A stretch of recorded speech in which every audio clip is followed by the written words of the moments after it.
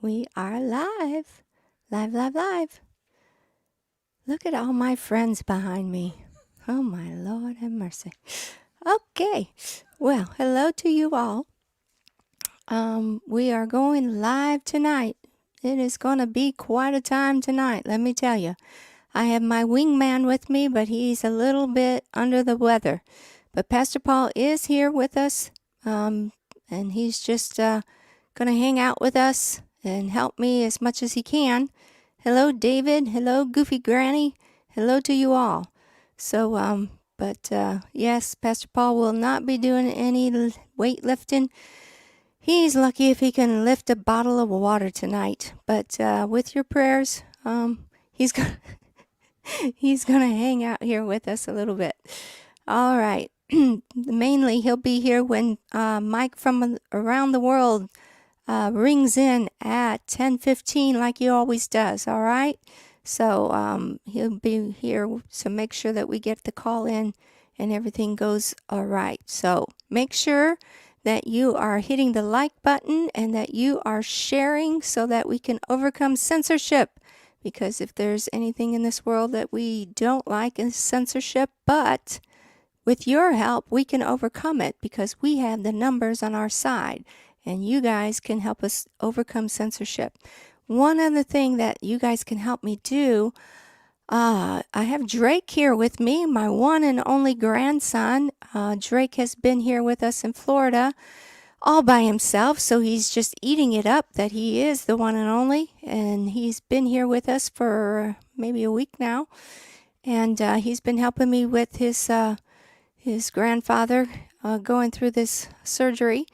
And so he went out shopping with me today. It's different going out shopping with a grandson than a granddaughter, that's for sure. But we happened in on Bed Bath & Beyond, which is in bankruptcy. Bed Bath & Beyond is in bankruptcy, which is interesting. We don't wish that on anybody, but if you happen to have a Bed Bath & Beyond in your town, they are in bankruptcy, and guess what they have? Tons of blankets, deeply discounted. Beautiful blankets, deeply discounted. And so it would be a blessing to the blanket ministry if anybody could go out to Bed Bath & Beyonds that are in bankruptcy with beautiful blankets, deeply discounted. Perfect blankets for the blanket ministry. Now, I looked up online to see if you could do it. No, they're not online. They can't do anything online. Apparently, you have to walk into Bed Bath & Beyond's and get the blankets that are deeply discounted. And you can send them in to us if you so choose. But they have amazing blankets, beautiful blankets, deeply discounted. And that would be just a beautiful blessing if you can grab some of those blankets that are all being so discounted. Like I said, 60, 70, 80% discounts on amazing blankets, and they would be a great blessing to this blanket ministry. So Bed Bath & Beyond, if anybody is near a Bed Bath & Beyond, you have to literally walk into them and get these discounted blankets, and that would be an amazing blessing to the blanket ministry. So just so you know, that's going on. So hi, Steve. How are you doing? It's good to see you here tonight. So anyways, isn't it? It's such a crazy thing to be talking about Bed Bath & Beyond with aliens looking over my shoulder. It is a weird concept, I'm sure. But anyways, so let's talk about aliens for a minute. I have been working on our alien webinar, Aliens Above and Below. I have been working getting all our speakers aligned, and I have just been having a ball with it. I've been having an amazing conversations with all our speakers, and let me tell you, I am just excited to bring to you some new speakers this time. Laura Eisenhower, the great-granddaughter of Dwight D. Eisenhower, President Dwight D. Eisenhower. She's actually been with us a couple times in the past, but we haven't had her in a little while. And she took time out from her busy schedule. She's actually going to England and going to be doing a lot of conferences over in England. She slid us in to her busy schedule, and she is going to be talking about the recent things that have been declassified with President Dwight D. Eisenhower. Her family was involved, as you know, with conversations with ETs, and some of that has been recently declassified. Also, she herself was recruited into the secret space force, and she was recruited to go off planet to Mars, and she's able to discuss some of that. So she's going to be talking about those things, and just today alone, I am going to talk to you about a man named Stephen Bassett. Now, he was mentioned in the Jerusalem Post. So let me pull this article up. Jerusalem Post talked about, did aliens prevent nuclear war? And that's exactly what we're talking about here. Aliens stop nuclear war. There are three very credible men, in the Jerusalem Post brought this article all together, that said that they did indeed see aliens interfered with nuclear weaponry. Some of those people, let me tell you, former NASA astronaut Edgar Mitchell, he gained notoriety when he talked about the fact that he was a part of the Apollo 14 mission to the moon, and he gained notoriety when he talked about the dissemination of various conspiracy theories since his return from the moon in 1971. Mitchell, the sixth man to set foot on the moon, was interviewed back in 2016, where he admitted to being convinced of the existence of aliens and extensively spoke about his claims that aliens had visited Earth. Hollywood... let's see. In that conversation with the Daily Mirror, he raised the astonishing claim that aliens were responsible for preventing a nuclear war between the United States and the Soviet Union during the peak tension of the Cold War. That is Apollo astronaut. During that conversation, Mitchell also discussed the White Sands Missile Testing Facility in New Mexico. He said White Sands was a testing ground for atomic weapons, and that's what the extraterrestrials were interested in. They wanted to know about our military capabilities. My conversations with people in the military and intelligence community showed that the extraterrestrials were attempting to keep us from going to war and help us achieve peace on Earth. White Sands Missile Range is where the first atomic bomb was detonated in 1945, and Mitchell claimed that the officers there told him that aliens were disabling missiles that flew above the site. Now, if you've noticed lately, Oppenheimer is a new movie coming out about exactly that, where the atomic bomb was first tested. As you can expect, these claims did not pass unnoticed. Nigel Watson, a UFO expert, said at the time to IFL Science, "In my view, it's just another case of UFO fantasies and speculations. Trying to get at the facts is like herding cats." Nick Pope, though, a former senior official in the British Defense Ministry who investigated UFOs, also addressed Mitchell's claims. Edgar is a very respected individual. I have seen him speak, and he's a very respected individual, and it's an honor to meet him. However, most of the information he has is secondhand and not experienced firsthand. While he had access to government and military documents, he doesn't reveal his sources, so he can't be entirely sure about what he says. Of course, he can't reveal his sources.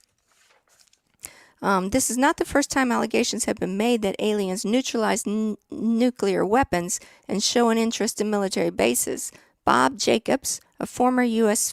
Air Force lieutenant, spoke to Larry King in 2008, where he claimed that during nuclear missile tests in the 1960s, a large object appeared in the sky, causing great confusion in the U.S. military, which then instructed never to speak of this incident again. This claim was also echoed by Stephen Bassett. Stephen Bassett is the individual that I got to exchange emails with today and got to confirm to be in our webinar on August the 4th. Stephen Bassett, the founder of Paradigm, hopefully I'm not juggling you around, Paradigm Research Group, who has been trying for years to persuade the U.S. government to investigate the disclosure of the truth about extraterrestrials and UFOs.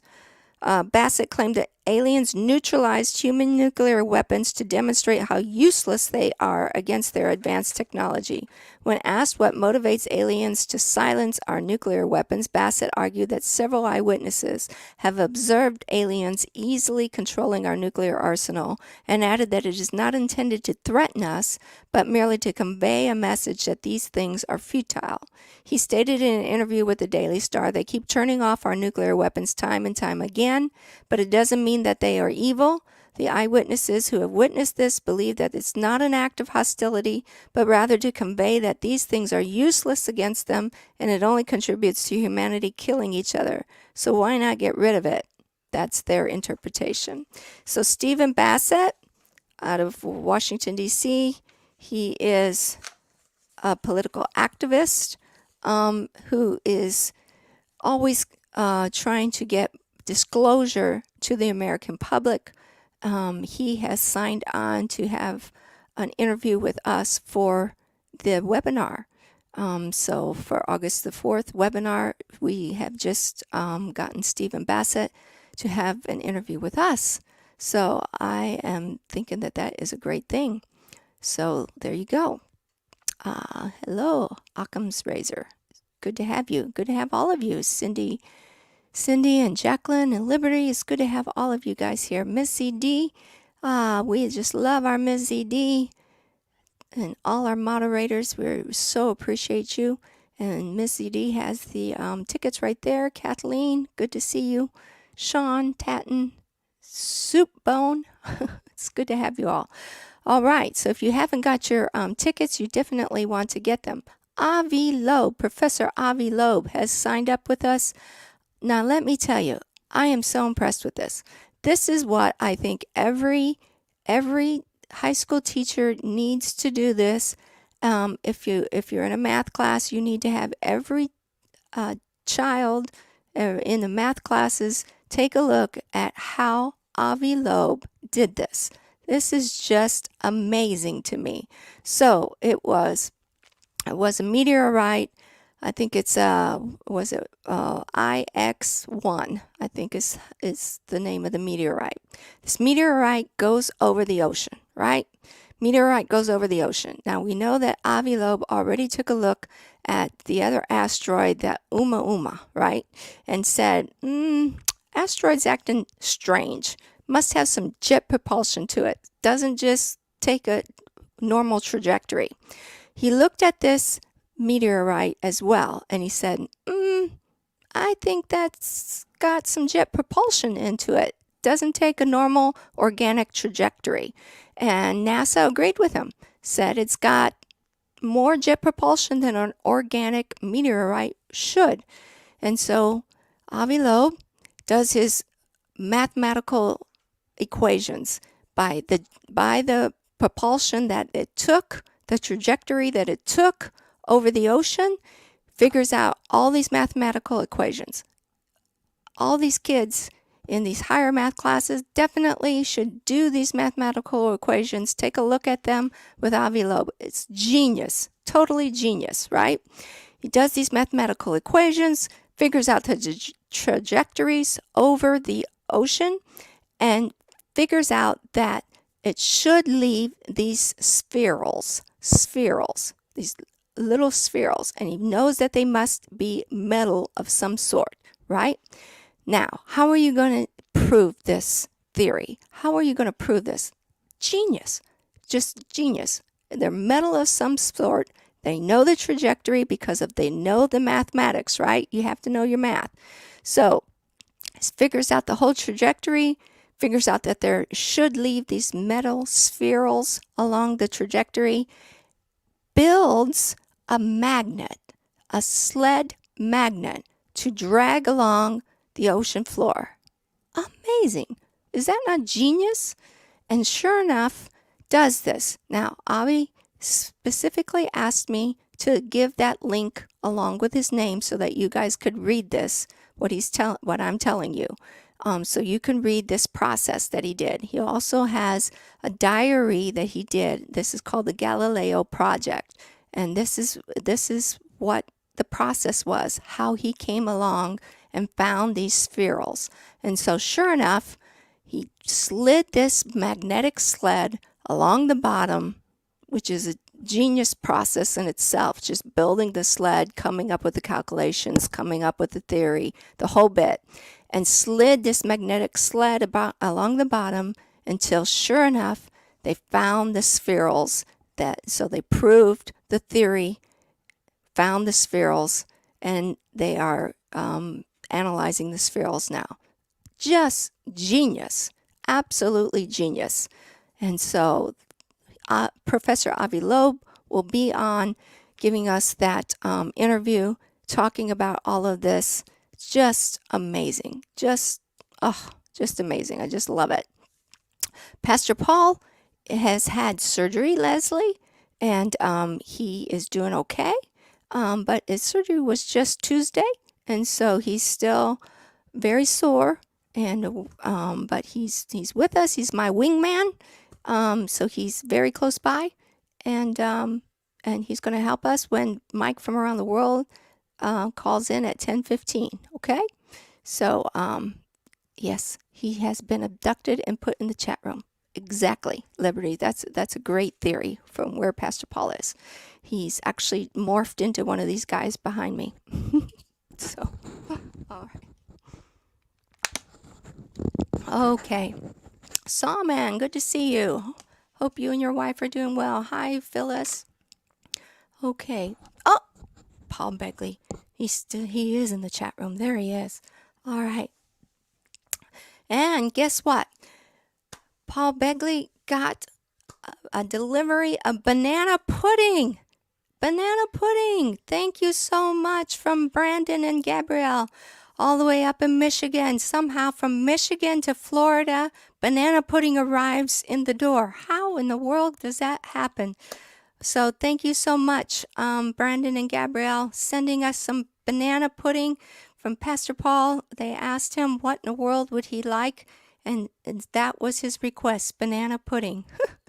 And so thank you so much, girls, for sending him some banana pudding. So there you go. A shout out to the banana pudding. Exactly. All right.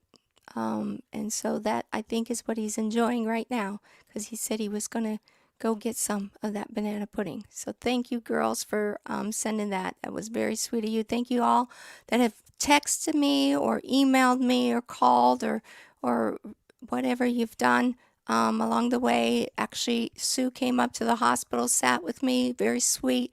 Anybody, and thank you, Kevin Wilson's out there. Thank you, everybody who's sent anything or whatever, sent prayers our way. Thank you so much. It's been very appreciated, and Pastor Paul is doing just fine.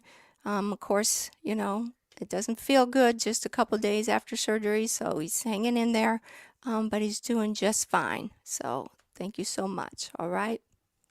All right. Okay, so anyways, let's go on down the list. Okay, so we have Professor Avi Loeb, and we have Laura Eisenhower, and we have Stephen Bassett. Of course, we have Stan Deo. We love Stan. Stan Deo from standeo.com, and he's signed up with us. Rex Bear from the Leak Project, he is signed up with us.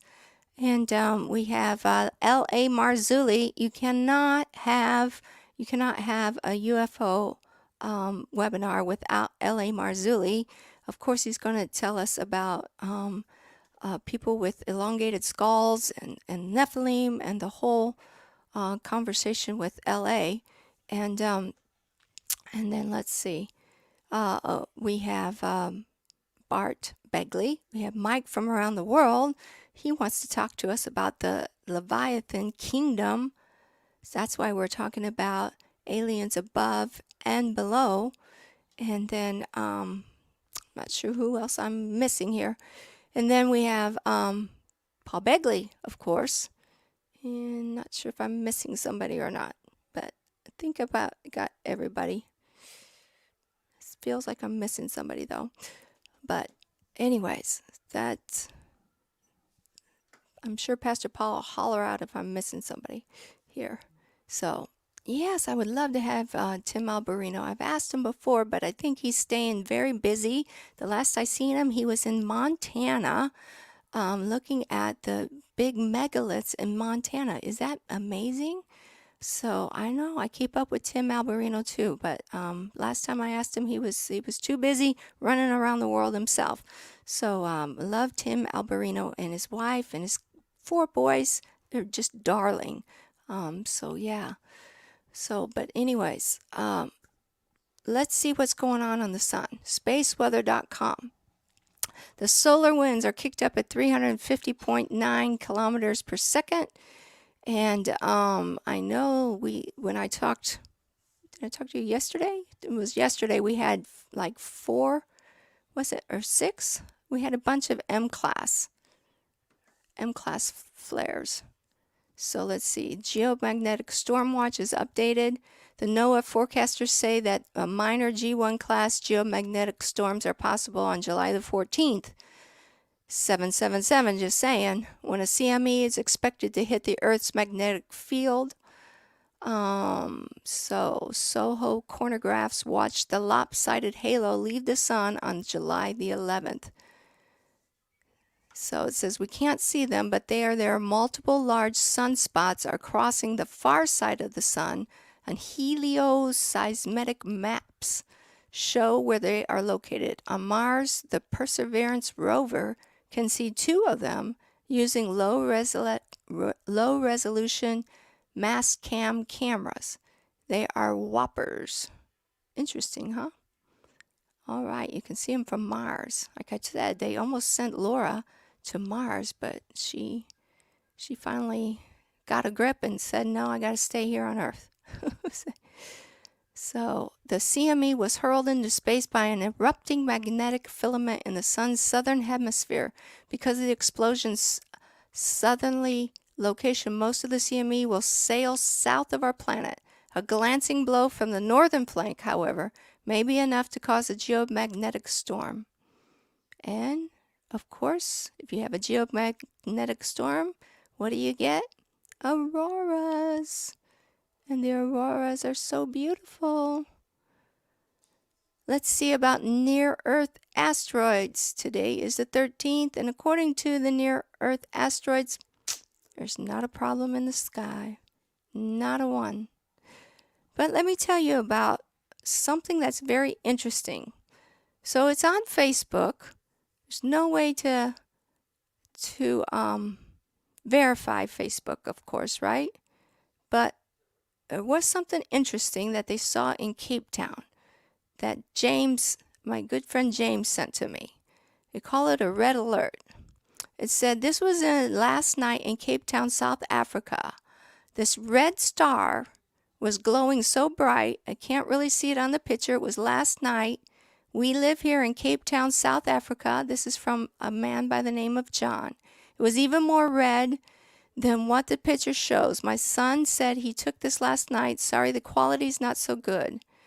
I asked, do you know the star? And she replied, no, I don't, but it's been out for a while now, just starting to glow brighter now. I'll see if I can get better pictures of it tonight.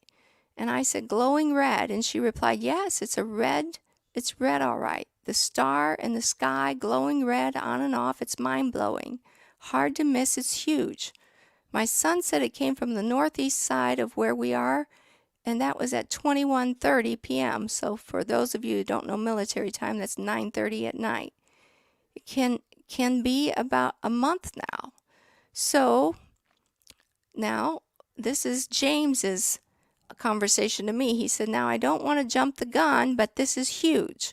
Mike from around the world said multiple times that we would see a red dot in the sky and that they would explain it away. Now, just 2 weeks ago, Mike said it's about to be visible. He also warned in the past that the red star would come from the southern hemisphere. This is Cape Town. This is Cape Town, South Africa, like what we have here.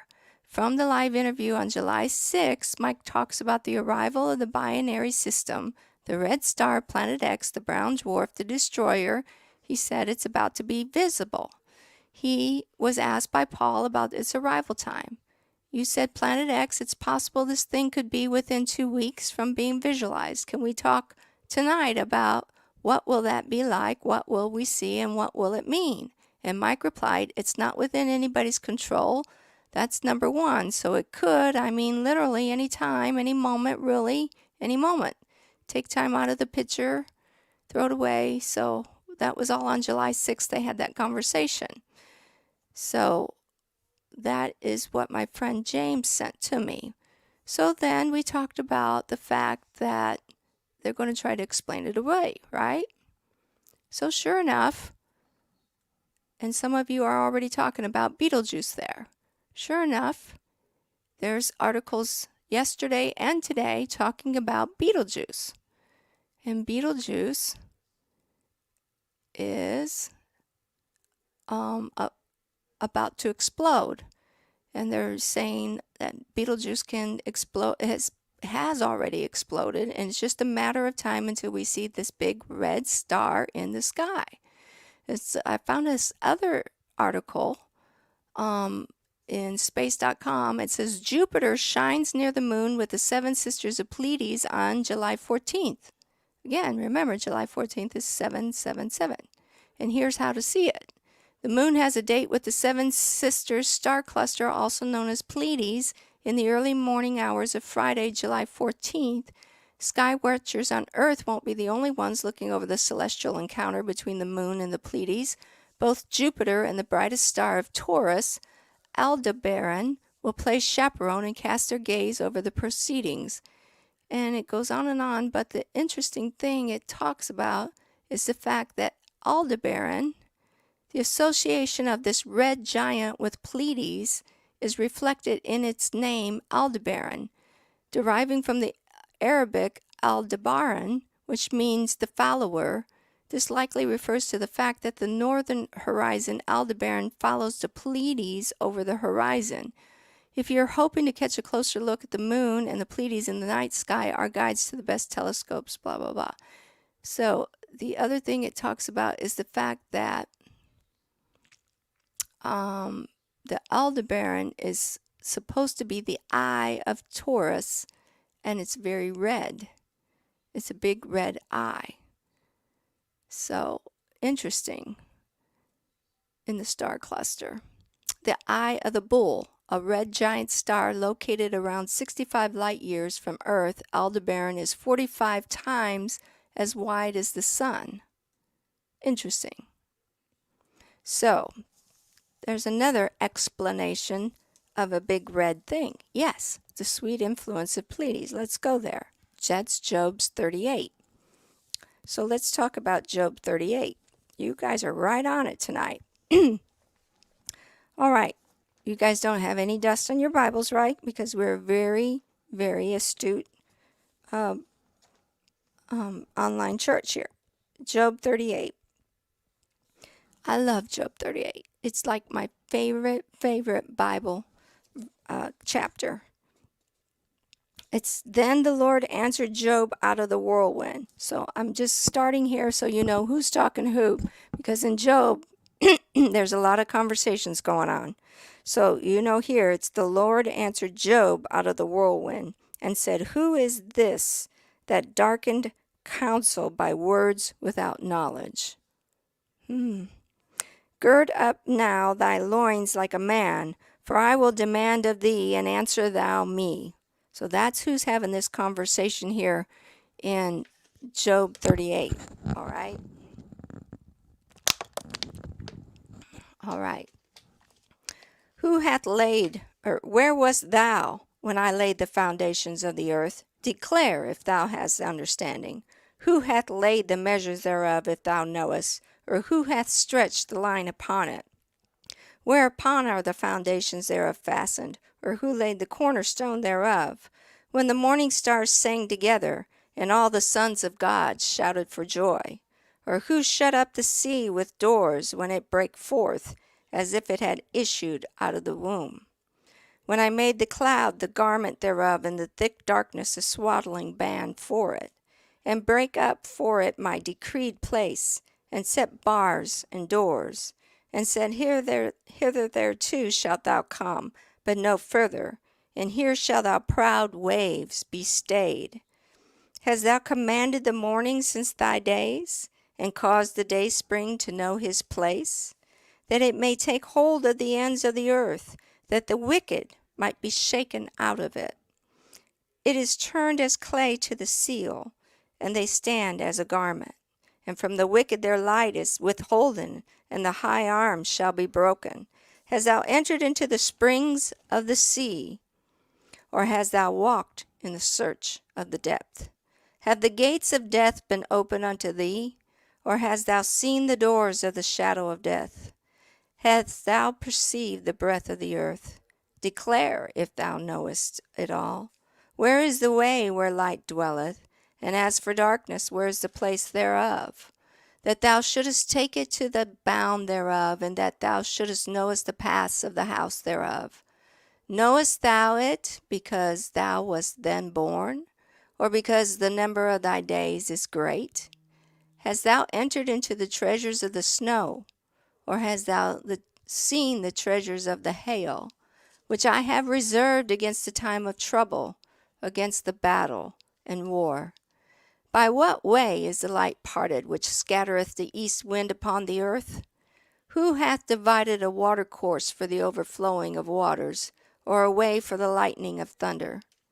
To cause it to rain on the earth where there no man is, on the wilderness wherein there is no man, to satisfy the desolate and waste ground, and to cause the bud of the tender herb to spring forth? Hath the rain a father, or who hath begotten the drops of dew? Out of whose womb came the ice? Now listen to this. And the hoary frost of heaven, who hath gendered it? There's a gender question there. The waters are hid as with a stone, and the face of the deep is frozen. Canst thou bind the sweet influences of Pleiades? There you go. Or loose the bands of Orion? Betelgeuse is in Orion. That's why you guys are asking that question. Canst thou bring forth Mazzaroth in his season? Or canst thou guide Arcturus with his sons? That's all. Those are all stars, and those are all constellations. You can look that up. Knowest thou the ordinances of heaven? Canst thou set dominion thereof in the earth? Canst thou lift up thy voice to the clouds, that abundance of waters may cover thee? Can thou send lightnings that they may go, and say unto thee, Here we are? Who hath put wisdom in the inward parts, or who hath given understanding to the heart? We know now that the heart has its own neural system, and the heart has its own memory. We didn't know it at that time. Who can number the clouds in wisdom, or who can stay the bottles of heaven? When the dust groweth into hardness, and the clods cleave fast, wilt thou hunt the prey for the lion, or fill the appetite of young lions? When they couch in their dens, and abide in covert to lie in wait, who provideth for the raven his food? When the young ones cry unto God, they wander for lack of meat. There's a lot to ponder right there, isn't it? I love this chapter. There's so much science that is proven in this. It's just amazing. I love this whole chapter Job 38. It's the chapter for nerds, I guess, in the Bible. It's just an amazing chapter there. So, blessings to all from Japan. All right, it's good to have you here. All right. Can we play one of Pastor Paul's songs?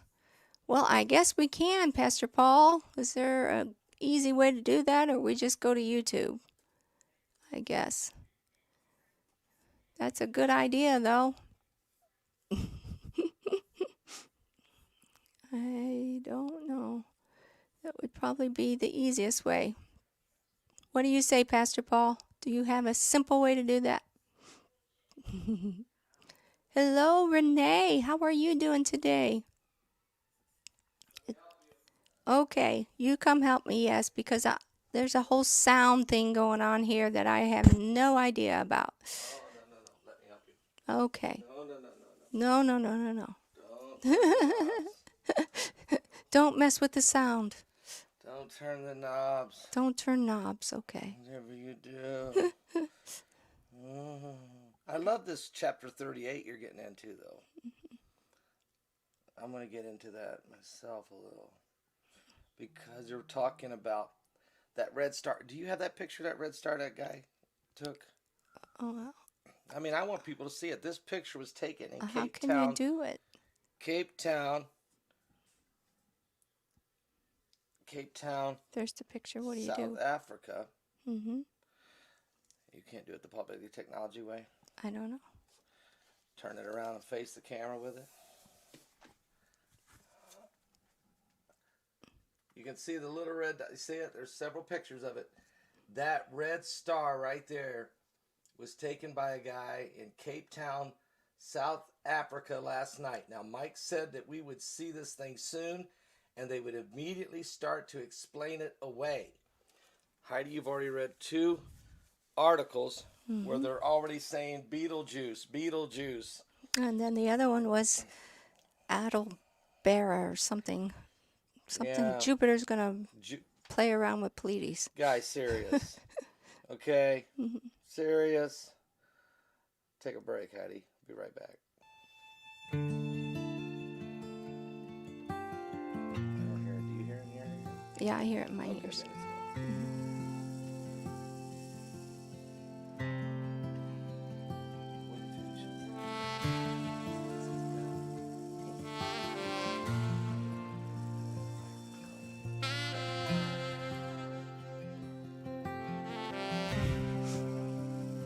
God, I'm so scared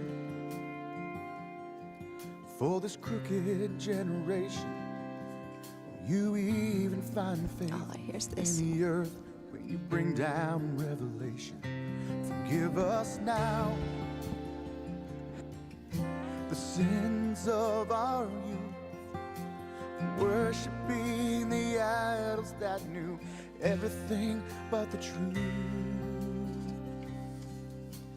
Teach us how to uncorrupt our minds. Show us now while we still have the time. We need you, Yeshua. Holy, holy, hallelujah. We need you, Yeshua. Holy, holy, hallelujah. We abandon everything to follow you, our King. We throw our gold and silver in the street. How much will we see before the fire falls? Lord, could this really be the last altar call? We need your blood over the doorpost of our hearts. Anoint us with your fiery love as the praise and worship starts. We need you, Yeshua. Holy, holy, hallelujah. We need you, Yeshua. Holy, holy, hallelujah.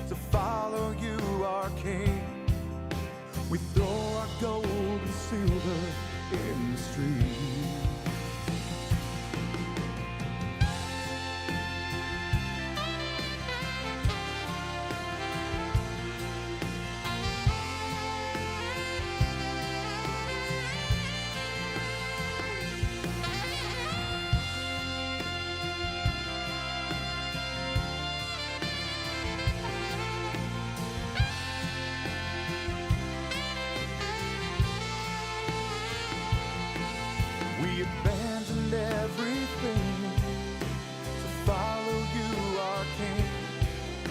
We throw our gold and silver in the stream. We abandoned everything to follow you, our King. We throw our gold and silver in the stream.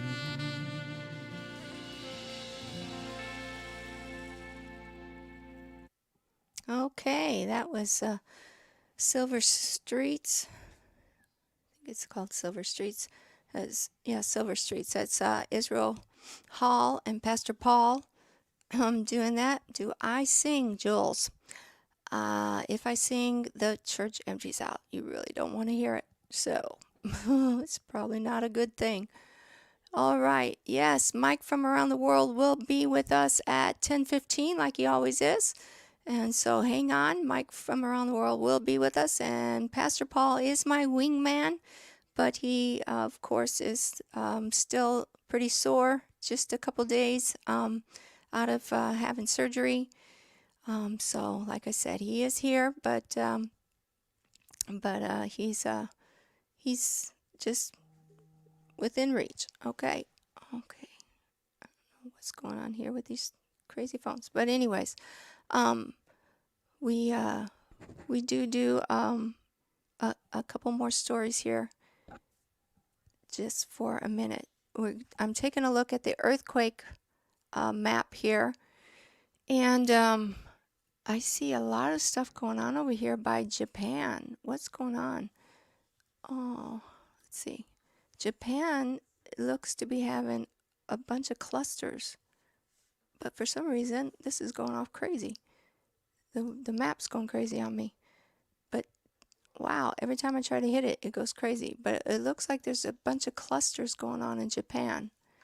So, I don't know. I don't know if you guys have been listening to Dutch. He's probably got something going on over there. Yeah, but there's a definite cluster happening in Japan, so I hope something's not happening over there.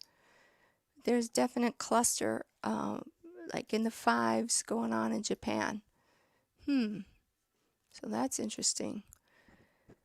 And then the newest one is just a small one at the top of Alaska, but I'm just concerned about that happening in Japan. There's a 5.0 on Loyalty Islands. As we know, we had that going on in the Caribbean, so they're still having a little bit of aftershocks there. Chile had a 4.4. Argentina has a 4.4, but really the point of concern is Japan. There is a 4.5 in Afghanistan, too. And, wow, Japan. Philippines, 4.3.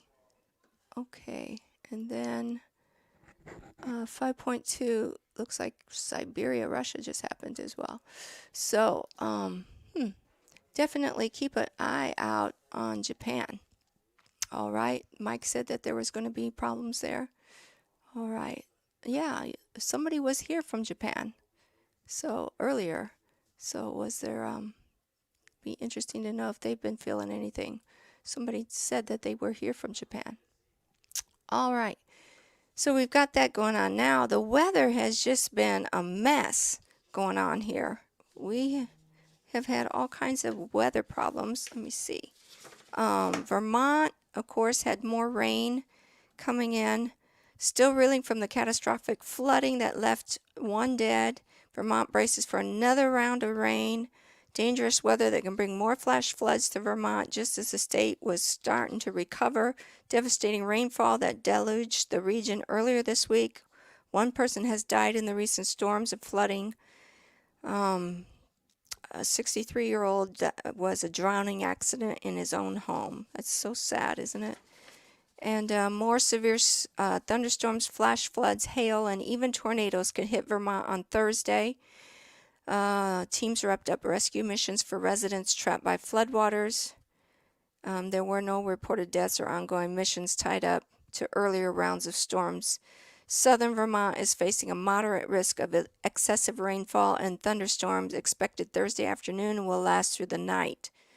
So we need to pray for them. The rainfall totals for Vermont, New Hampshire, and parts of New York could reach 1.5 to 2 inches.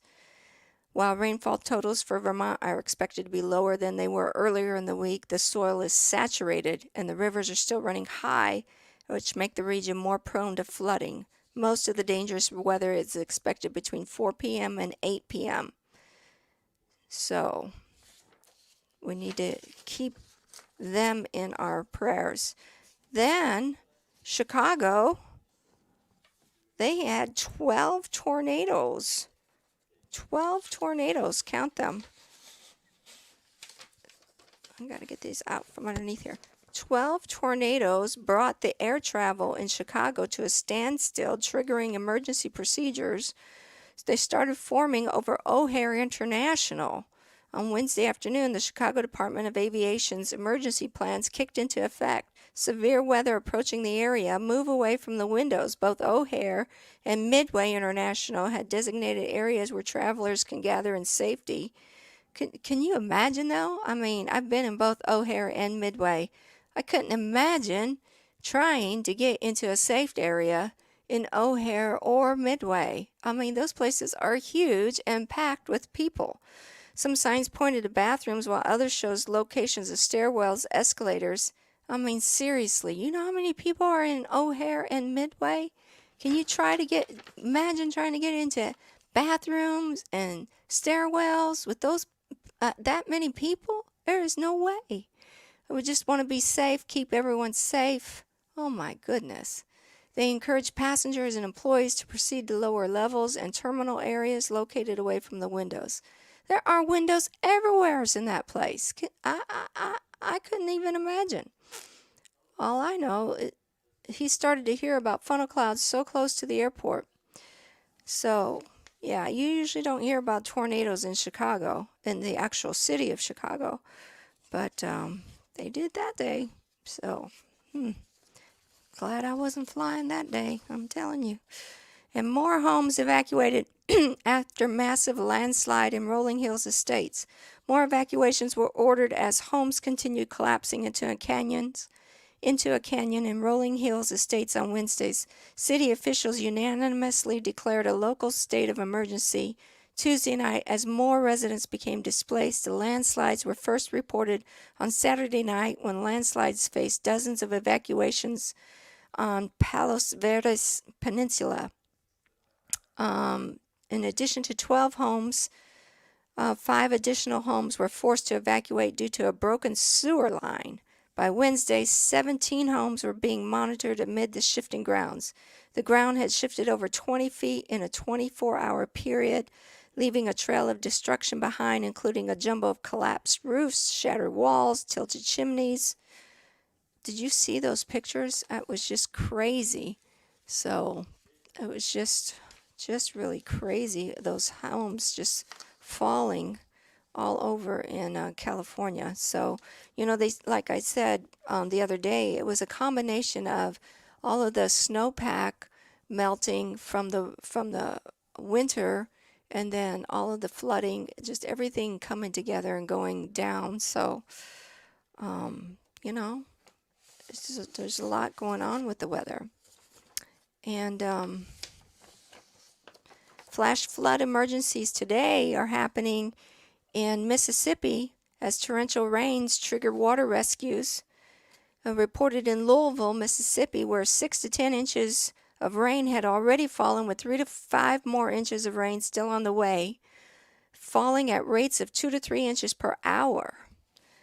Torrential rains reaching over a foot in accumulation from slow-moving thunderstorms have triggered flash flood emergencies in part of Mississippi as rising waters prompt urgent rescues. The worst rain Thursday morning was reported in Louisville and Ackerman, where more than 6 to 12 inches had already fallen, with 3 to 5 more inches of rain still on the way, falling at a rate of 2 to 3 inches per hour, according to the National Weather Service.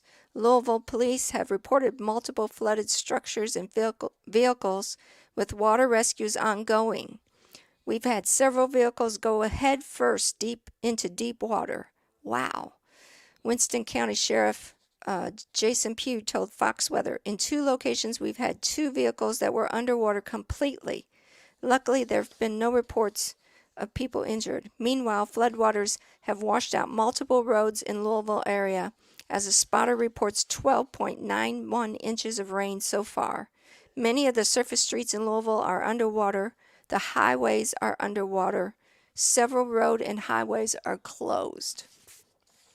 Unfortunately, the rain was still falling as the midday hours approached, and floodwaters have reached levels higher than officials had seen in quite some time.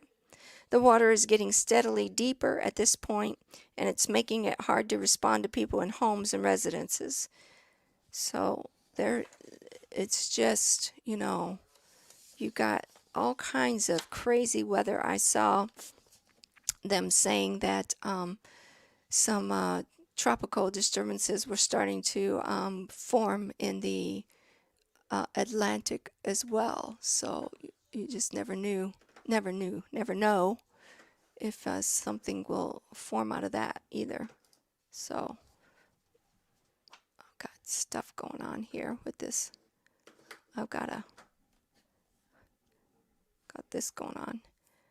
All right, now I don't know if you've got my email. If you got my email and you didn't open it up, it's time to open it up and take a look. See, you can sign up for our tour, but now our tour isn't until 2024. Hey, Delane, there's Delane down there. Good to see you, Delane. We love you guys too. And hey, your pastor should be in Orlando about now. I think I saw him getting on a plane. So hopefully we'll get together. I think we're going to get together this weekend with your pastor as well. So with the Raglins. So good to see you, Delane. All right. So you can sign up for our tour. So we have our tour is in September of 2024. I sent out an email and talked about September, but I didn't tell y'all it was 2024.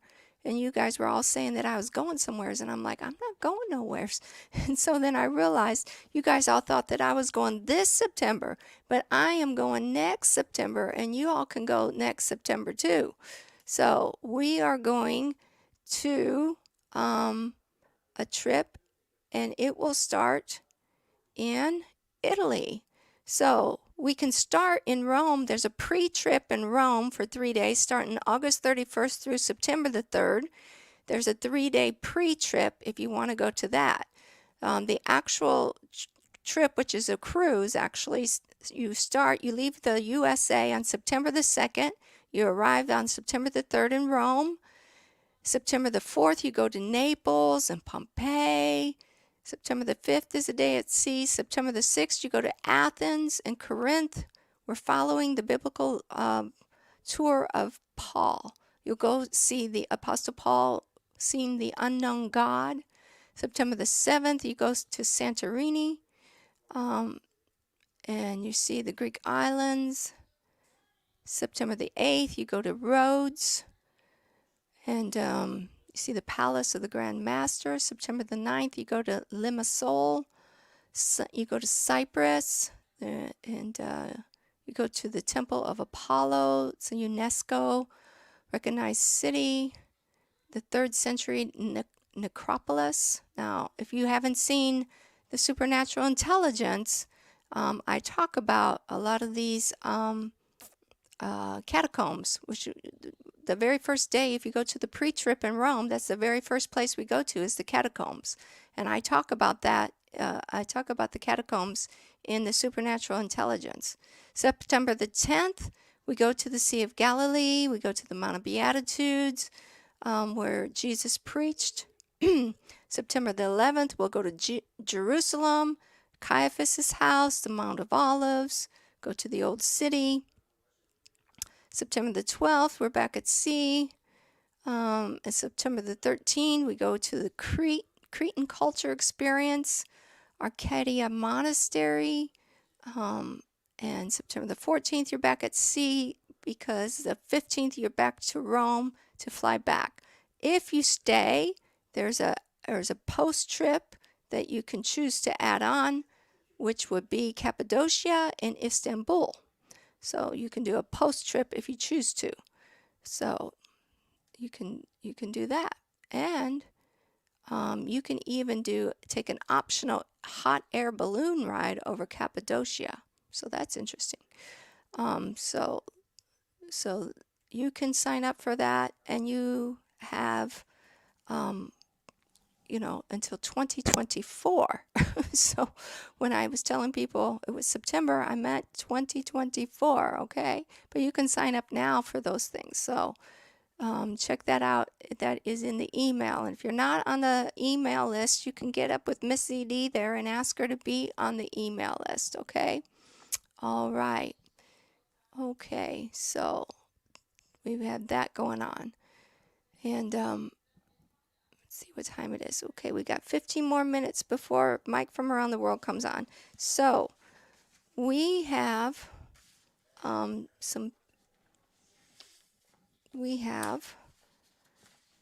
problem in Hollywood. Apparently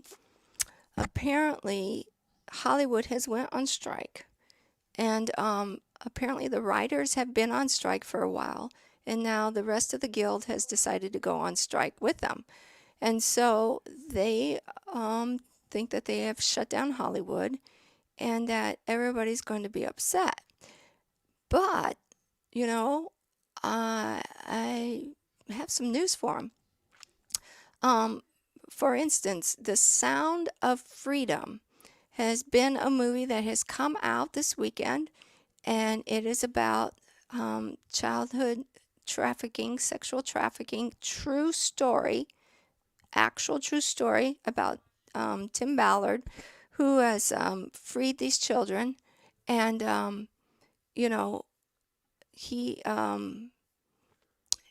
has given the stories from the Department of Homeland Security, and he has given his life now to free the children, and he has done it with Angel Studios.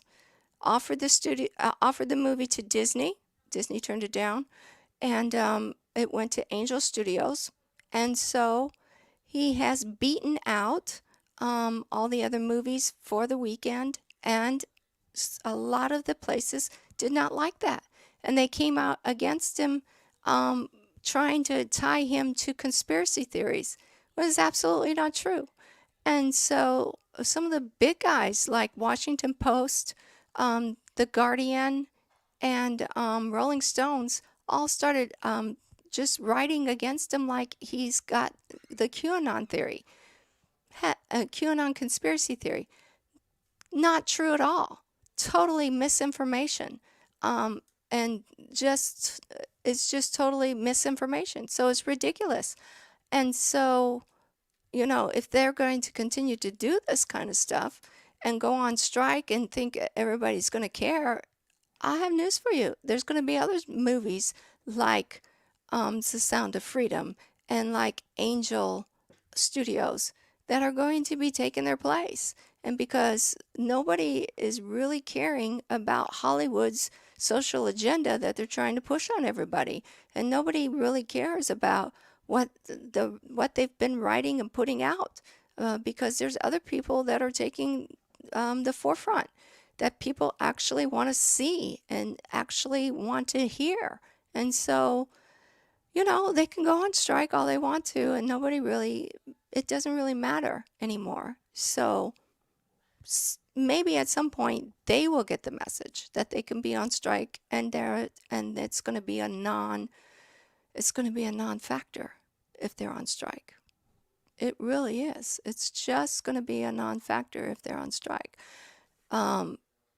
We have this AI chat GPT that can write whatever it wants. I saw that one of the things that they were concerned of was that if they had an AI generated, like a virtual reality, AI generated person, that they wanted to make sure that they were going to get paid for that person. Well, you know what? I mean, like I said, there's other movies And there's other studios that are just going to be taking their place. It doesn't even matter if they have an AI-generated virtual person of them, because it's going to be a non-factor. It really is going to be a non-factor, because they have just missed the mark. They really have missed the mark. And at some point, I guess they'll get the message when their pocketbooks are empty, and that is when they'll get the message. So, that's when they'll get the message. So, Mike is not sleeping. Mike does not come on until 10:15. So, all right. Where is Pastor Paul? Where is Pastor Paul? Pastor Paul has had surgery this week. Had surgery on Tuesday, and he is he's my wingman. I tell you, he's been my wingman for almost 41 years now.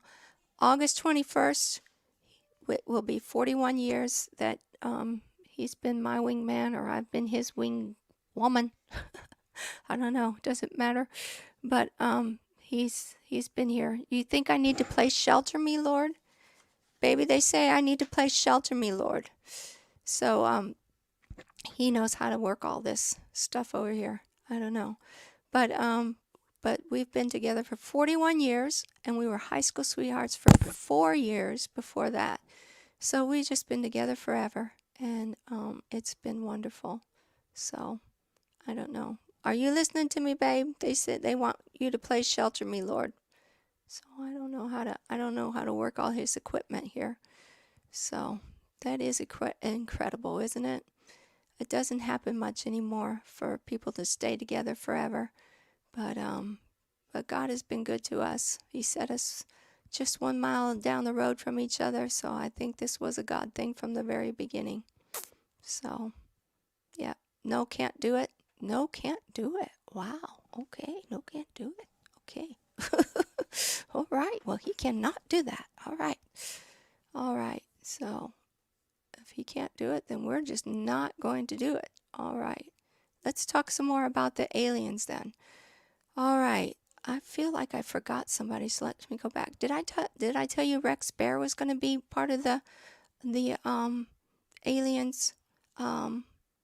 So we have Avi Loeb, Professor Avi Loeb of the Galileo Project, Stephen Bassett, which I told you I just signed up today, Laura Eisenhower, the great-granddaughter of President Eisenhower, Marshall Masters, I think that's who I left out, isn't it? Marshall Masters. He's going to be talking about the Anunnakis invasion with Ground Zero. Do you know that he actually knew Zachariah Stitchin? I talked to him last time about this.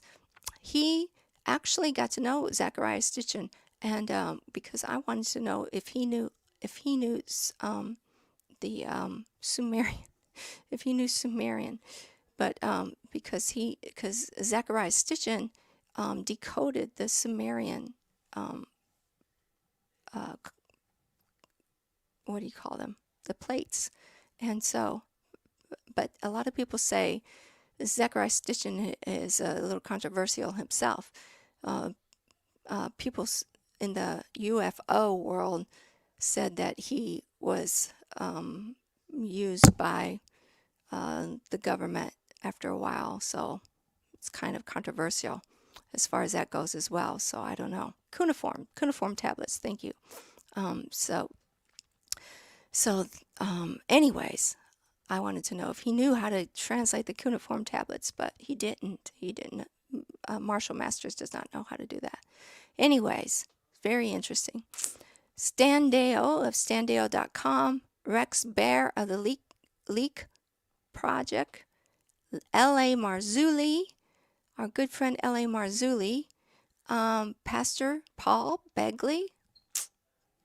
I know that guy. He's just amazing. And then Mike from around the world with the Council of Time. And B.C. Begley. I know that guy too. B.C. Begley is my son, my second son, Bart Charles. He is really cool. He's just getting better and better all the time with his documentaries and all his information. He's very, very interesting what he comes up with. And he has his own website, BC Begley, so it's very, very interesting. So, so Bart is going to also bring forth the documentary. So Mike says he's going to break down Leviathan's kingdom. So very interesting. I looked up Leviathan in Hebrew, and there was Leviathan in Hebrew.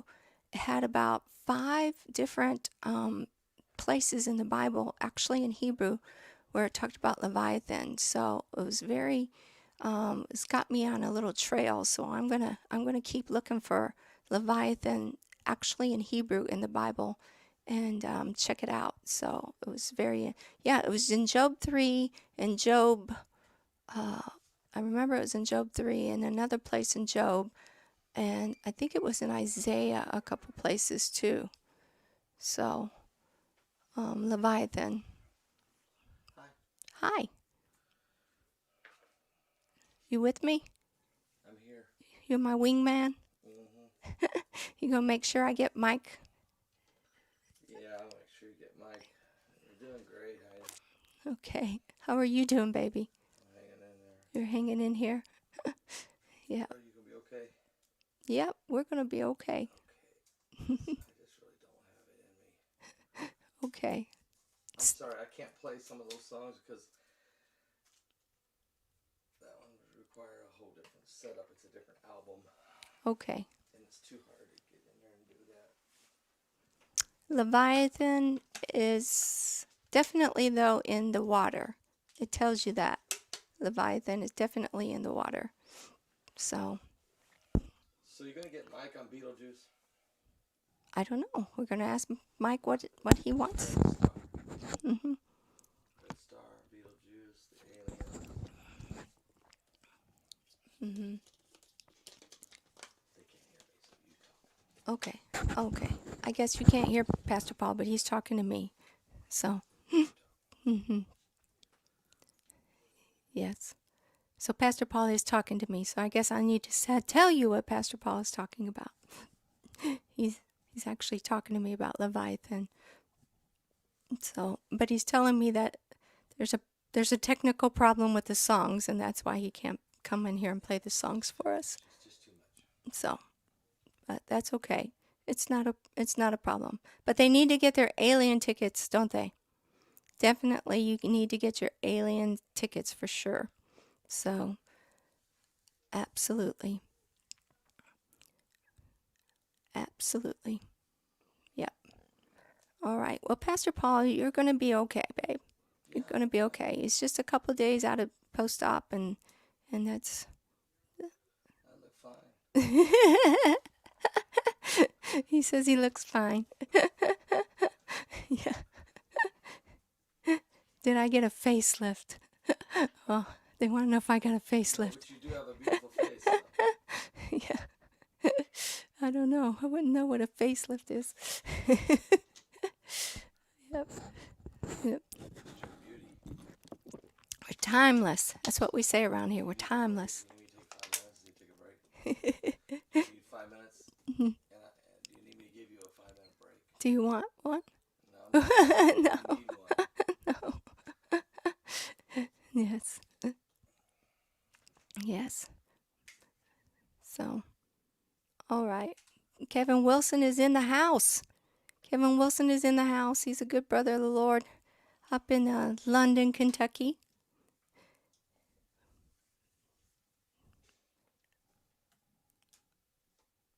You got time. You need to tell him something. You got 5 minutes yet. Where is BC's link? They want to know. Where is BC's link? It says BC Begley, right? BC Begley. BC Begley channel. BC Begley.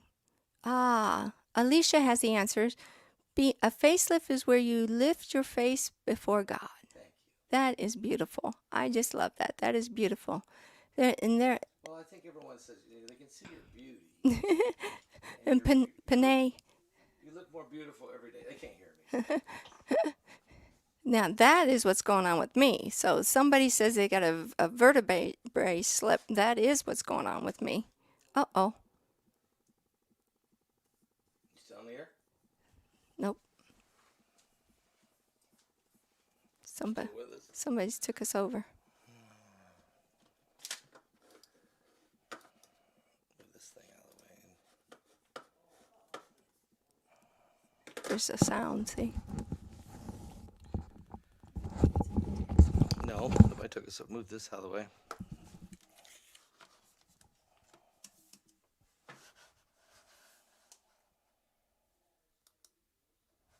There you are. Do you have that sound? Testing 1, 2. Got beautiful sound. Huh. Just accidentally just hit something, maybe a little. How's everybody doing tonight? Yeah, Heidi looks more beautiful every day. I can speak now. I got the microphone. Yeah, she just looks beautiful every day, and it's amazing. I was just saying that it's not really fair that you get better looking with time, and I deal with father time. But Mike from the World's going to join us tonight. The reason I couldn't play songs is to play the song requested is a different album than what I have already programmed in the system. So I have to totally rework that. So my apologies. I knew Heidi didn't know how to do that. So that's why I couldn't do that. But anyway, Mike's going to be here in just a few minutes. Heidi, you've brought up some great points about this red star. These people seeing, I'm not going to blow this off, okay? People in Cape Town, South Africa, took a picture of a red star, okay? A red star. Yes, Betelgeuse has never been seen before. It's exploded, and then eventually we're gonna see it, okay? When we do, in other words, when we see Planet X, they're gonna say it's Betelgeuse. They're never going to admit. The Bible, remember when Jesus came the first time, there was a star in the east. We saw the star. Look, that star was up there for over 2 years. Jesus was 2 years old when the wise men finally made it. They said, how'd you get here? We saw the star in the east. The star that comes just before Christ returns will be in the sky for a period of time. We will see the sign of his coming. We will know we're in the season. But the world will discount it. They will mock it. They will create all kinds of excuses. They'll rewrite it. They'll scientifically explain it away. They do not want to admit that Jesus Christ said that there will be signs in the sun, the moon, the stars, and distress of nations with perplexity, and the sea and the waves are roaring, They cannot let this biblical narrative be true. It's Luke 21, 25 through 28. And then another gospel says, soon they'll see the sign of the Son of Man coming. One says they'll see the Son of Man coming, one of the gospels. And another one says they'll see the sign of his coming. And they even asked Jesus, can you tell us the sign of your coming and the end of the world? Okay? And so they will see it. They're going to see this star.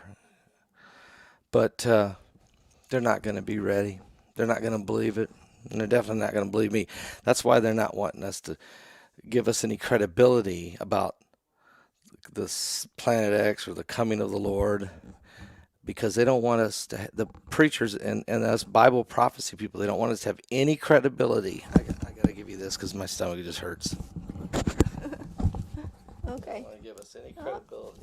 I'm sorry. Okay.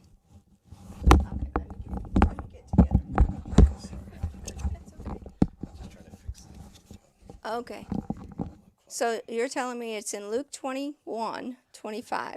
25 through 28. And there shall be signs in the sun and in the moon and in the stars and upon the earth, distress of nations with perplexity, the sea and the waves roaring, men's hearts failing them for fear and for looking after those things which are coming on the earth. Yeah, because men's hearts have failed. People will die of heart attacks. Mm-hmm. For the powers of heaven shall be shaken. Yeah, it's called Planet X. Mm. And then shall they see the Son of Man coming in a cloud with power and great glory. They'll see him coming. Mm-hmm. Now, another scripture says they'll see the sign of him coming. Mm-hmm. But see, the thing about it is, it says, men's hearts failing them for fear and for looking after those things which are coming on the earth, for the powers of heaven shall be shaken. And we have been seeing this because all of the mathematical equations are off. Right. That's how we know that Planet X is there, because of the mathematical equations being off. Right. The whole Kuiper belt is out of whack. Now our own solar system is being pulled out of whack. Our Earth and the other planets are wobbling. Yes. Shaking. Like Isaiah says. Rocking. Right. Mm-hmm. So they know that something binary system is wreaking havoc in the solar system. In other words, the heavens are being shaken. Mm-hmm. Right. So this is already coming to pass. The powers of heaven are being shaken. That is already coming to pass. Yes, it is. Men's hearts aren't failing them for fear for looking after those things yet, because they don't actually see them yet. Right. There it is. Just hit it. Hello? Hello! I made it. Yes, you made it. Okay, that threw me off. I was about to say, how did Pastor's voice get so high? Yes, you have me. Pastor is here, but he's had his surgery, so. In recovery mode, huh? That's yes, good. He's in recovery mode. Mm-hmm. So how are you tonight? Good. If you guys hear a lot of booming in the background, don't worry about it. It's just thunder, lightning, all that good stuff. Thunder and lightning. So your heavens are shaking too. Yeah, it shouldn't last for too long, but it's okay. Mm-hmm. Well, it's good to have you tonight. Good to be here. Yes.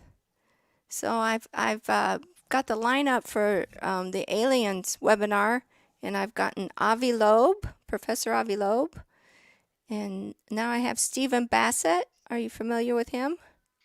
Yeah, I've heard of him before. Yeah. Yep. Avi Loeb is quite persistent. Mm-hmm. Yeah. Yes. I was explaining to them how he came up with his calculations to find the spherals. Yeah. His sled method. Yes. Is that what okay. Mm-hmm. Yeah. It's so funny.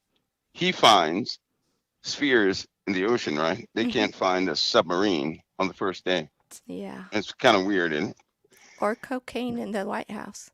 Right. Right. Those things don't add up, do they? No, they don't add up. Mm-hmm. No, but well, maybe they just don't have the right man on the job. You have to find Professor Loeb. Right. He is a very persistent. He's quite the he's a thorn in the side of those who would desire to hide it. They have big major teams to throw people off, to keep the narrative, that common narrative going. And he's so persistent that his persistent habits are paying off. I think it's a good thing, especially for people, because if people don't know about certain things, they're going to be blind. And when the exposure takes place, they're going to have heart attacks. That's one of the biggest points. If they are informed, they won't, their hearts won't fail them. Because those people I'll tell you this, people who do know, a lot of those folks have had heart attacks because of what they know. It wasn't necessarily nefarious. It's just a lot to deal with. It's a lot to deal with. Yeah.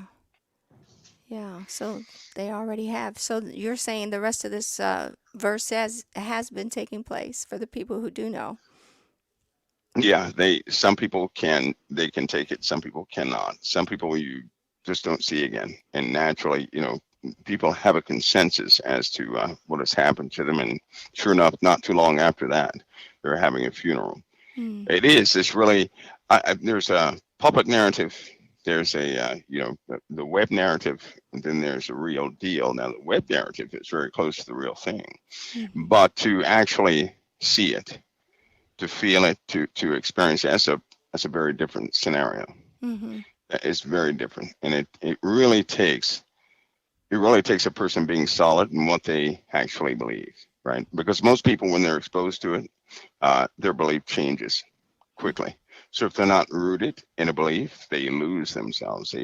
It's almost like they don't recover. They don't know what to believe anymore. Mm-hmm. Yeah. And so, speaking of what we're going to see, so some people have been seeing a red star, this one person says, in Cape Town, South Africa. And then now we have narratives of Betelgeuse and Jupiter going to be in Pleiades. And so what are we seeing? Well, they're always going to talk about, you know, Betelgeuse and Beetle guys and all these different things in the Orion cluster and other places. Mm-hmm. They will always refer back to something that everybody knows. Mm-hmm.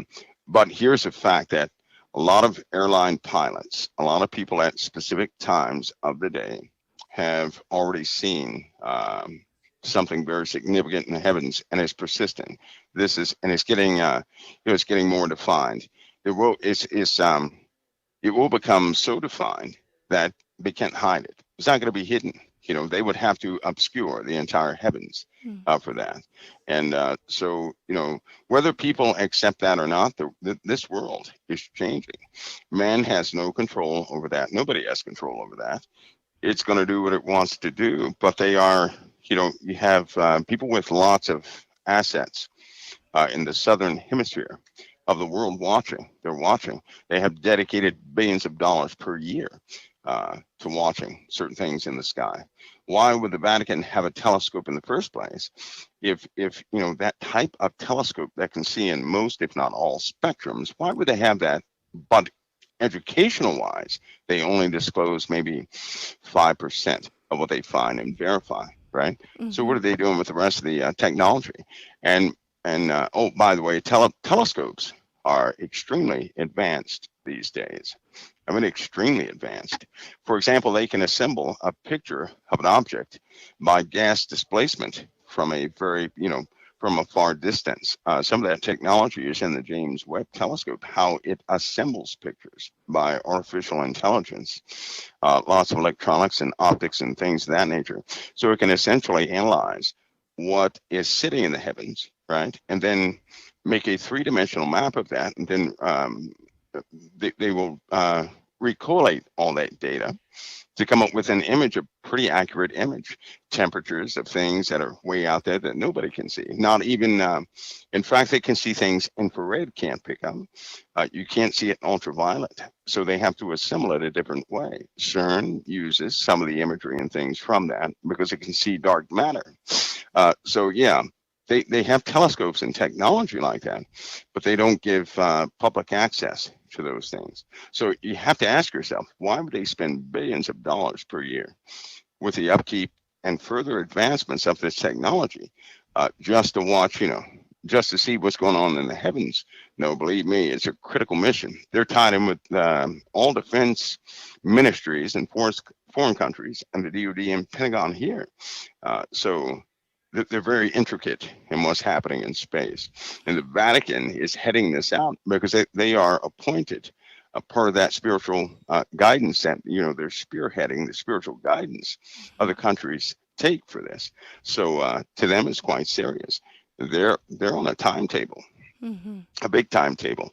And if anybody doubts that timetable, watch how many things alter. This year they made declarations like the Ukraine would join NATO, right? Like different things that they would do. They scrapped everything. Why would they all of a sudden scrap everything?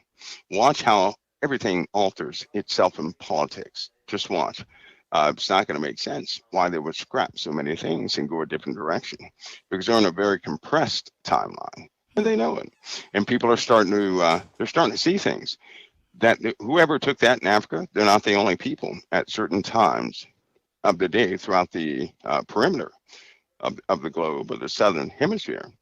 People have been taking pictures of a very, pretty defined object. So we're dealing with more than one, right? Because every system has, just like our solar system, we have planets that are near the sun, planets that are distant from the sun. Well, this other system is no different. So if we're in fact in a binary system, which is what most systems are in the universe, then we're going to encounter not only the indicator, which would be that red star, but everybody is going to get a chance to see some of the more dynamic objects hovering around the sun on the backside. And like I said, man has no control over this. We have to kind of dodge it, but everybody's going to be able to see these things. But when it happens, believe it or not, if everybody were to see a second moon, right? Right. Give it a month, and nobody would be concerned about it. They would normalize it. They're experts at normalizing everything, like that earthquake in Turkey. Nobody remembers that, right? All these things that have happened that are major, people normalize it. California, right? They have, of course, they're investigating to see what the cause is. There's already been talk that it's that ground disruption is 1,500 miles going south, right? That's a pretty big disruption just to be localized. And so, but they're going to normalize it, which throws people off. So yes, they're going to have their little defense stories, like Beetlejuice and Beetle Guys and constellations. And there's a new constellation everybody's about to see, and when that happens, they'll normalize that. Experts will pop up and say we're supposed to see that, this, that, and the other. So people have to really pay attention these days. So what do you mean by the land disruption in California, where the landslides are? Where that landslide is, that's a very deep landslide, right? On the surface, it looks like, but we're talking about years of erosion, right? And you know where the dead forest is above that, right? They have a dead forest up there near Washington State. That same effect, this saltwater intrusion, is coming underneath California into some of those cracks that are in the land naturally, in the fault lines everywhere, right? They're detecting salt water in Nevada, places like that. You shouldn't have salt water in Nevada. Shouldn't have salt water in parts of Arizona, better, northern Arizona, places like that. You shouldn't have that, but they're having it. So we have a saltwater intrusion problem. Fresh water is being evacuated through natural processes. Well, I'll say accelerated processes. Salt water is taking its place. So irrigation is going to become a problem, right? It's that's one of the major things they have normalized, is that you don't really hear anybody talking about the troubles with the farms. You don't really hear that. Kind of like the pharmaceuticals.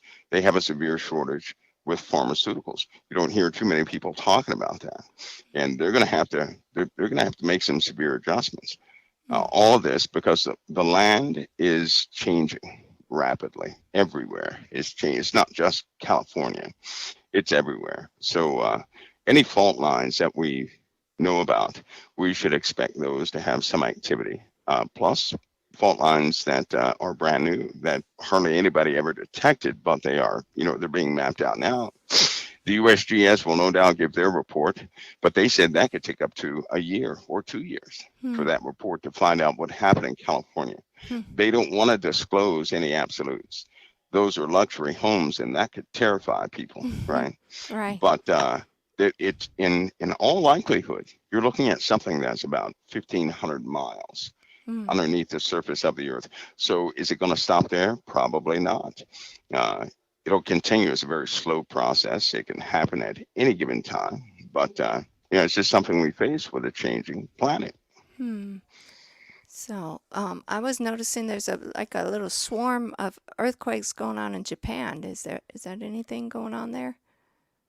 Well, that's part of the Ring of Fire, and the Ring of Fire is on fire. The Ring of Fire is just active. It's very active.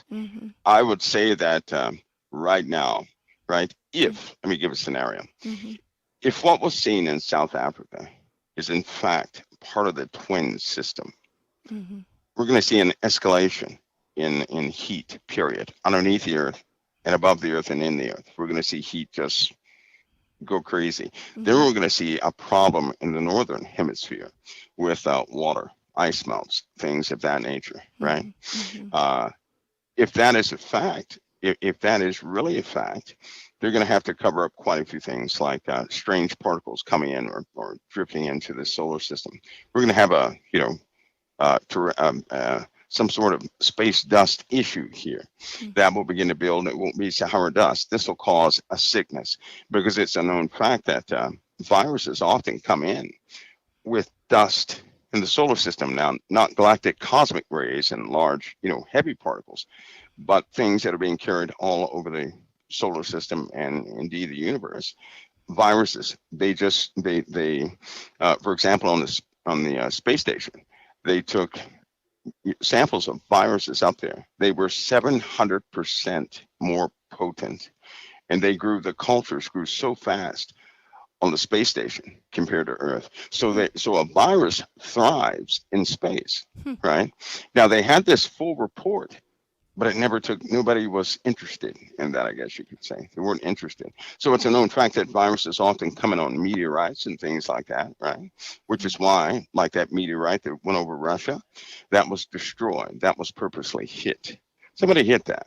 Somebody hit the other one, a few of them that flew in several places over the U.S. They were hit too. Those were hit too, because they can't afford for these things to smack into the earth unless they happen to fall in an area that they don't care about or that they can actually utilize, right? But anything that will come over one of these major places, expect to have an aerial burst. Why? Because viruses thrive out there.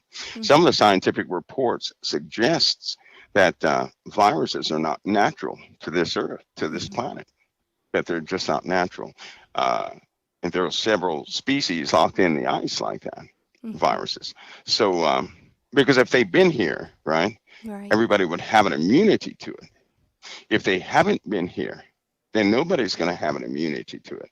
The DNA, what triggers our DNA to start replicating cells that will attack just that virus is just not going to be in our DNA if it does not come from Earth. And so there have been several cases of viruses that have just wreaked havoc, and they've identified that these things likely came from space. So anyway, viruses are very potent out there. And if we are in a twin system and people are starting to see this, expect strange viruses to really pick up, right? We're talking about beyond any vaccines or beyond any, killer bacteria, things like that, but strange sicknesses. Expect that.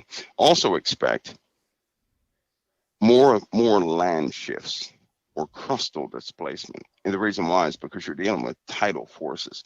When another object comes in proximity to us, the sun is going to be the first thing that starts cutting up. It's going to be the first indicator something is wrong. When it has persistent activity that it's not supposed to have, right? Which means it's outside of its normal cycles, like it is right now. Then we have a problem.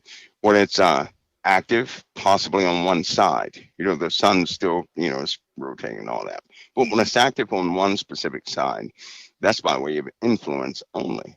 It's not some natural process when it only does something on one side. So watch for that. We're going to see those increases. That'll be verification that we're in trouble. And then next, Earth is going to have these, dynamic changes in, for example, gravity, how electricity works. We're going to have interruptions in electricity. That's one of the biggest warnings right now that people are afraid of. Not the public, but the other guys. For themselves, they're terrified because they're trying to mitigate the total loss of electricity. So that's quite major to them. It's not going to be publicized, I don't think. But when you're dealing with something that can interrupt electrons, right, which is the basis of electronics, electron or proton theory, whichever one you prefer, it's going to interfere with how electrons flow. So the constants of Ohm's law will change. Kirchhoff's law is going to change. All these different laws that govern or that mathematically give us insight into these electrons and protons and neutrons and things like that. It's going to change. That means our computers are not going to work right. It means errors are going to be produced on systems that have low error tolerance. Things like that will start to go haywire. And by the way, that's already beginning. So how is that going to affect the AI then? AI is different. AI can rewrite itself. There was a mandate to rush AI. And have you noticed? I mean, they've been doing everything to get AI out there. Why? Because if a computer has artificial intelligence installed on it, and say it has a AI chip on board, Everything goes through that AI first. So it's going to analyze not only the data that's being requested of it, but it's also going to analyze its life data or its thinking data, the data it has. It knows how to categorize errors and only keep the clean information. So it can make micro adjustments to itself, right? Depending on how fast processor is, you're talking about a couple billion times per second, or hundreds of billion times per second. So it can process quite a bit. They had a rush on AI, just like they GMO'd all the corn and wheat and things like that. So because they knew the temperatures were going to change, they knew that radiation was going to change. They knew that some of the chloritic factors in the atmosphere were going to change, and so GMO food is more resistant to these things. So it looks normal. You can still eat it and stuff. It's still GMO, but it won't die like regular corn or spoil. Right? One example: go get a cantaloupe and see if it smells like trash. That's a phenomenon that started probably in the last 10 years. Right? Cut a cantaloupe open, it should smell like trash. And there's a reason for that. Because everything that's biological like that, that's out there with how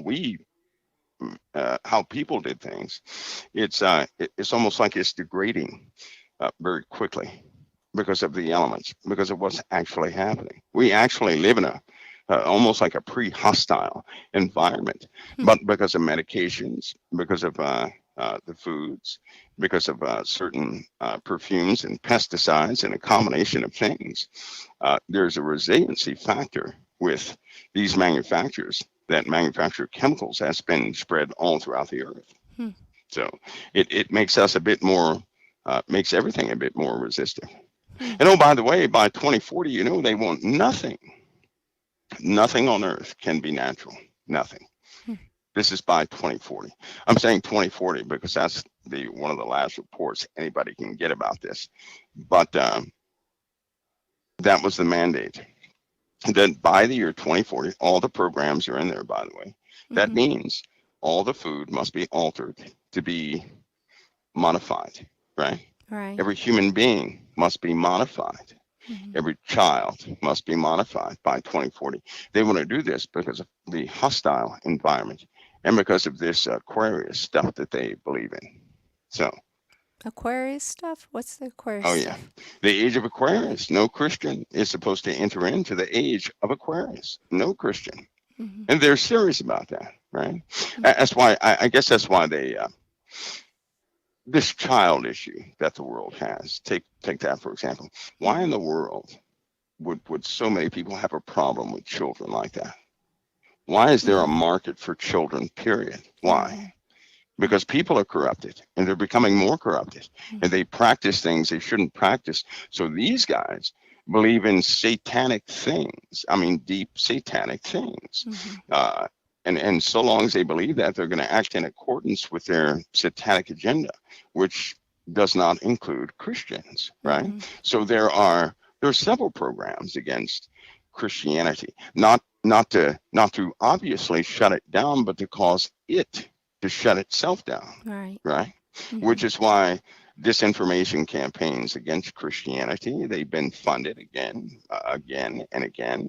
That's when people come out, when a Christian says something that sticks and people start talking about it, they're going to have some disinfo campaign against that, right? Paid people go to various places to, they spread things, right? For example, now I don't want to make anybody mad, but there are certain arguments Christians have that nobody else is having, right? Like, have you ever seen two people, normal people, talk about a round earth or a flat earth? And getting knockout, drag out fights about it? I've seen Christians do that, right? I haven't seen that in other chat rooms, because nobody cares what, if it's round or flat. But you bring that into Christianity, you'll have people that say, well, if you believe it's not flat, you're not a Christian. Well, what does that have to do with the soul and with Christ? Nothing. right? So you have these planted stories. That's an age-old argument that used to exist, and somehow it came back up again. So you'll have stories like that that keep Christians at each other's throats. Right. And then the world seems like it will bait a Christian to take one side of the world or another when Christ said, come out of the world, right? Yes. But the world draws people into it, and they take a side. Whatever side anybody on that side deems righteous, people take that side and they end up fighting their brothers. We're talking about Christians fighting Christians. They know Christ is coming back for a church without spot or wrinkle. And so if they can get Christians to defile themselves, that's how they do it, because they can't outright defile a Christian. They can't do that. They have no power over a Christian, or they would have done away with the churches a long time ago. They can't do it. And if they wanted to kill every Christian, why didn't they do it? Why didn't they do it? Right? Which means something is happening, but it's not quite, rational. It's more of a spiritual thing, believe it or not, than a rational thing or logical thing. Yeah. And as far as with the children, the U.S. is the biggest consumer of the sex trafficking. And open investigations right now on that. Yeah. You know that? Yeah. Against Marriott, Hilton, all these hotels. Because it's an active investigation. People can find the charges and the charges and the evidence. They can find the evidence. In other words, what the charges are, like doors and closets, cameras on doorknobs and coat hangers, and cameras on screws, right? Where they can actually shop for children. And they go in there and take them. These are, now this is in court right now. There are active investigations against these hotels with those charges. And they have the evidence. They have the screws. They have the doorknobs. They went to several hotels, and the hotel cannot say, we weren't compliant, not the people who are governing these hotels. An employee may be ignorant of it, right? But they have back door. What are you doing with a back door in a bathroom, right? A little door behind the toilet that takes you underground, underneath the hotel, right? Into other places. Right. So those are active investigations, and that's absolutely happening. Puerto Rico had a bigger problem, but they were hit by that hurricane. That put a stop to a lot of it. I would suspect that will also happen here, because it's really bad. It's really bad. I agree with you there. It's bad. But again, they have disinformation campaigns where they just call a person. They will connect, because people, most people do not know where QAnon came from, right? It just came out of the blue, and it built up momentum. Well, they boosted QAnon because they already knew what was coming, right? They knew. Yeah, they knew what was coming anyway. I don't want to say too much about that, but it's a bad problem here in the USA. And you have a lot of people with money who are complicit about that, right? Jeffrey Epstein should be known. That's not a secret, right? Right. There are ongoing investigations about that island. Some other person bought up that island and tried to cement everything up, but they couldn't do it, right? So all that's out in the open. The sad part is people, when you come out with the evidence, people no longer care, it seems like. They don't care. Right. But yeah, it's a bad problem with the children here. But why would it be a bad problem with children? Who are these people that demand children? It's got to be a lot of people, because there's a lot of missing children every single year. Right. And a lot of those kids are never recovered. Or they come back later, 10 years later, totally corrupted, believing something, far different than what they started in. So yeah, it's a bad problem. It's a very bad problem. Yeah, it's like when we go to another country, they'll be like, our children can play in the streets without any worry. That's right. They can't. Well, we have the most prisons. We have the most prisons, right? We have most of everything. And Hollywood's not. A lot of that stuff happens with these rich people, right? For example, Jamie Foxx. Everybody knows about Jamie Foxx, right?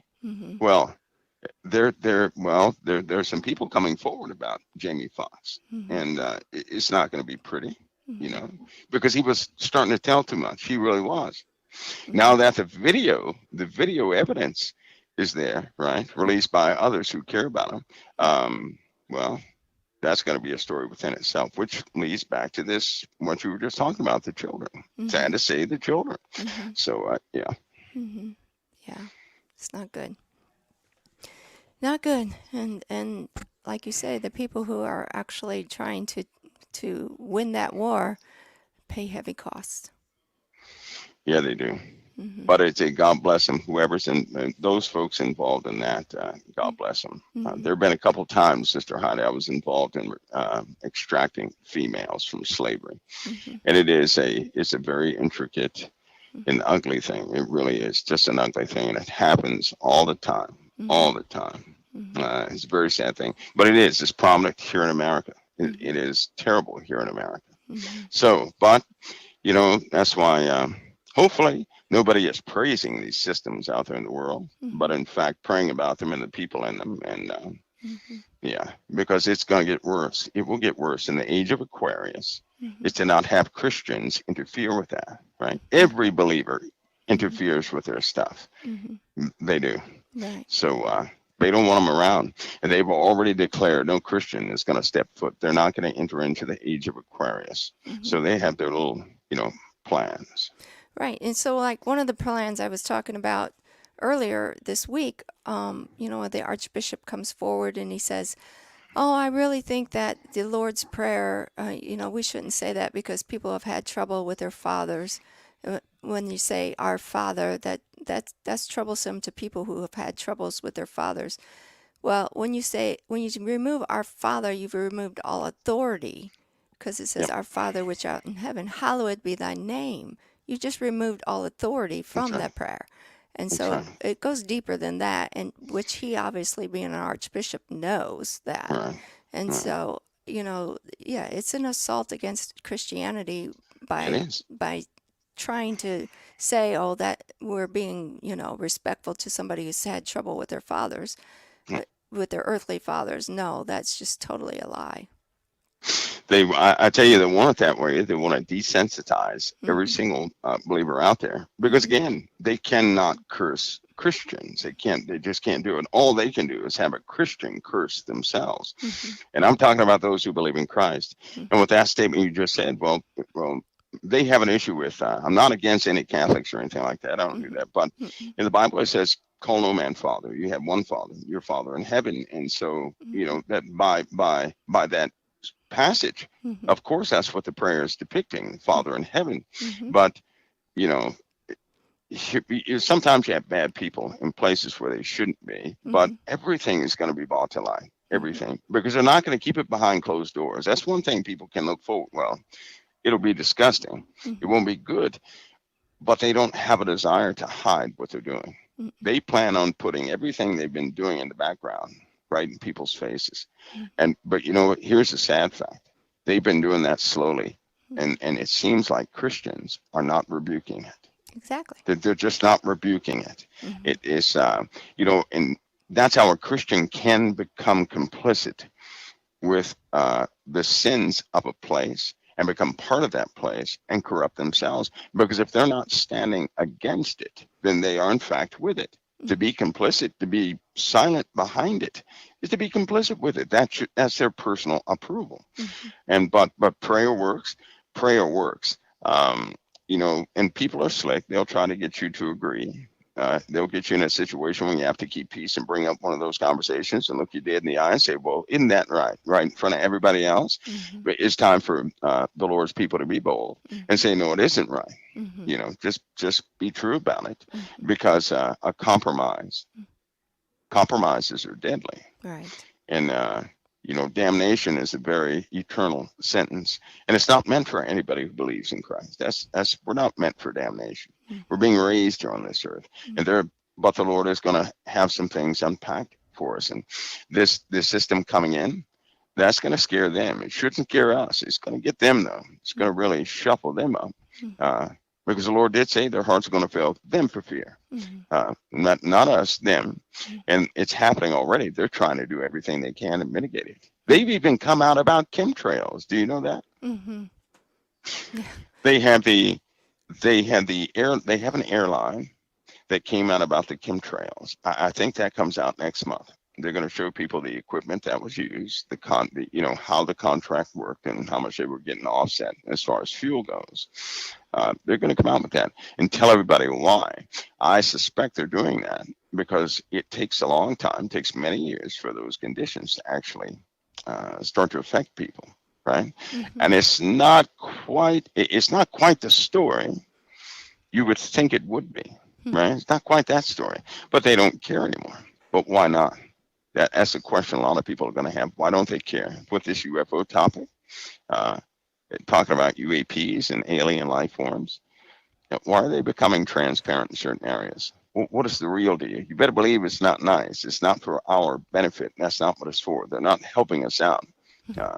It's for a good reason, but it's a twisted reason. And so people are going to find out quite a bit. There's Sister Heidi, quite a bit. Mm-hmm. Right. And you're going to tell us about Leviathan. Yes. The Leviathan kingdom. Oh, yes. Mm-hmm. Leviathan. I think what was it? Leviathan, that name Leviathan was, what was it? I'm trying to think of the word. What was the word? It was another word in Greek and the root word in Hebrew, which meant twisted and all those things. But that kingdom in the Bible, the Leviathan itself was named 4 or 5 times in the Bible, right? Mm-hmm. And in Job it was one thing. In the parts of the Old Testament it was one thing, and after Job it was something else. But all of them were this attitude, this disposition against God's people. Mm-hmm. All of them were. So whatever it inhabits is not for God's people. Mm-hmm. But I can almost tell you that if people aren't careful, they will embrace that Leviathan kingdom. Mm-hmm. They will embrace it. They will embrace it. If they're not grounded, they will embrace it. Mm-hmm. If they're not grounded, they will embrace it. That's concerning, deeply concerning. Yeah, it is. Mm-hmm. Yeah, it is. Well, because spiritual, all the news that's out there that people are exposed to, right? How is a person supposed to know who's telling or who has the actual facts? It's very difficult. And so, but without the spirit, without a person having spiritual ears and spiritual eyes, they can't know the truth. Mm-hmm. Because people, part of a truth mixed with a part lie is not the truth. Mm-hmm. The whole truth is also not a bunch of facts, because that's just not truth either. But in order for a person to know the truth, they've got to have spiritual hearing. We're not supposed to be spiritual deaf. And once they have that truth, they can hear beyond, some of the things that are being said. Like, for example, this the submarine, something that simple, the submarine. I wonder how many people on the first day said they can find that submarine. Why are they not telling people, right? Mm-hmm. And then they waited all those days. Because the truth was, even if they found it, they couldn't do anything about it. You have to depressurize those people, or they get the bends coming up and they'll die anyway, right? Mm-hmm. So that takes special equipment to transport them.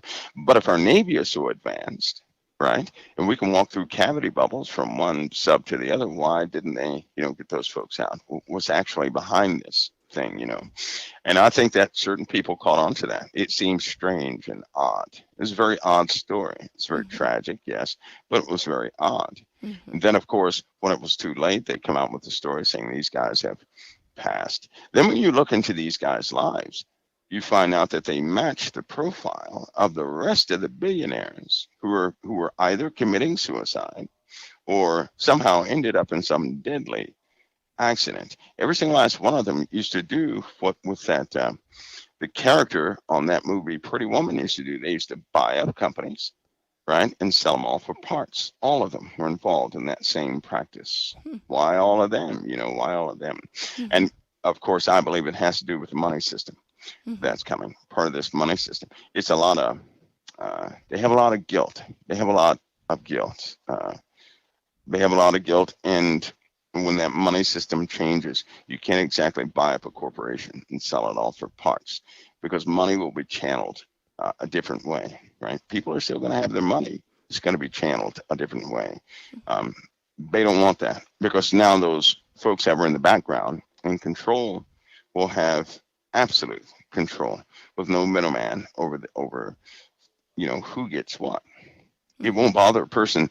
That's not going to bother a person who is normal. But with this retrofit of all the computer programs and stores is coming faster than any of us would like. We're not looking at years here because Walmart just signed their agreements for all of their stores. So here we go. I know I literally walked into this thing in the Circle K gas station. Uh-huh. And I was like, I don't know what this thing is. And the man behind the counter is like, oh, come down here. It's like me. And so then somebody sent me the article, and there was like it was an AI counter, essentially. And that's what I was walking into. Apparently, you just put your stuff on it, and it knows what to do, how to check it out. Yeah, and it's bad too because AI will discuss nothing with you unless it identified you. It will not interact unless it. Did you see a camera of the store? You saw that too. Okay. Yeah. So that when that system goes into place, well, when it goes into play, because they're going to follow what the UK is doing with the license, or what the Australia is doing with the license. UK, Germany is doing the same thing. They're going to get rid of that. Your identification is going to be consolidated, and that consolidation, once they have that consolidation finished, they will I'm going to say this is not actually the procedure, but they will hard code your ID on some sort of bio device. This bio device is only active with the user, right? So for example, if you had a bracelet on, right? That bracelet, like these iWatches, anybody have a Apple Watch or something like that? That Apple Watch has a capability. I know this is going to this is a wild one, Sister Heidi. So this is a wild one. You can actually take a sample of DNA without going through anybody's skin. You don't have to pierce the skin to get the DNA anymore. So the Apple Watch can actually analyze continuously your DNA, hormone levels, all that good stuff. And with a bracelet, identification bracelet, your cell phone works, your computer works, your car works, and all that. Without the bracelet, it will not work. And so what that does is somebody tries to hack your stuff, they have to have that bioidentity to even send to go and log into anything that belongs to you. It's going to confirm it every single time. With a bracelet, you can confirm your identity. I believe it's up to a couple million times per second, right? That means packets, anybody who knows about networking, packets will travel differently. Each packet's going to be connected to an identity. The system for that is the one they recently finished in the USA, where they house 3 AI big machines, right? And that will start to govern it all. The other one is in Turkey. That's where the other machine is, in Turkey. And there's the UK has one. I believe there's one more in the Middle East, but I'm not sure as to its precise location. But Turkey certainly has one, which is strange, right? That's really strange. Like they're permanent. Israel does not have one. They don't have one. And they're the, somewhat the architects behind quite a few breakthroughs for people. But maybe that's the problem, because this will certainly not be for the people. But Sister Heidi, people are going to ask for this. Because after the I'm going to call it a cyber apocalypse, right? After the cyber apocalypse, people are going to be relieved to have anything that will stop hackers. They're going to be relieved. So they're not going to complain about any bracelet, any ident, anything. Because once everything is shut down, they say it's hackers. That's just going to throw people back. And when it's restored, right, they tell everybody why, that everybody has to be in compliance. Well, that's going to change everything. And it's all downhill from there, as far as the beast system is concerned, because all of it's going to be directly used for that system of the beast. Once you get everybody on a bracelet, the next step is to have that as part of them, right? And they can do that as a 1-second procedure now. Yeah. A 1-second procedure now. So, yeah, they've come a long way. I'm sure.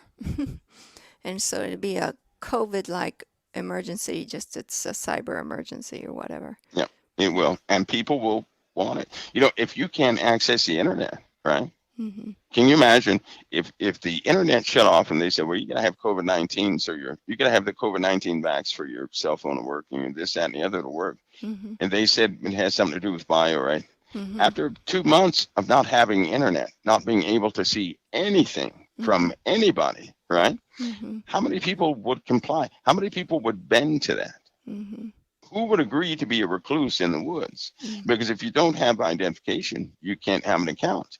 You can't pay any bills. You can't use any money, right? Right. That's what we're looking at. Mm-hmm. Yep.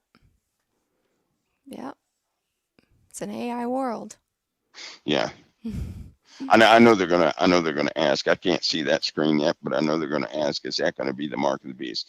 The mark of the beast is the renunciation of Christ. Yes. And certain people have seen the well, I guess you could say the agreement. And if people are going to get, they're going to start coming out talking about how they had to sign some type of form saying they would not use the name of Jesus in certain facilities, right? And on certain basis. Mm-hmm. That's a fact. You have to sign it or you cannot enter the premises of quite a few places. And that number has gone up. To be a part of the system, everybody's going to have to sign. They're going to have their agreement on something that they will not consider Christ a sovereign. They will not speak about Christ.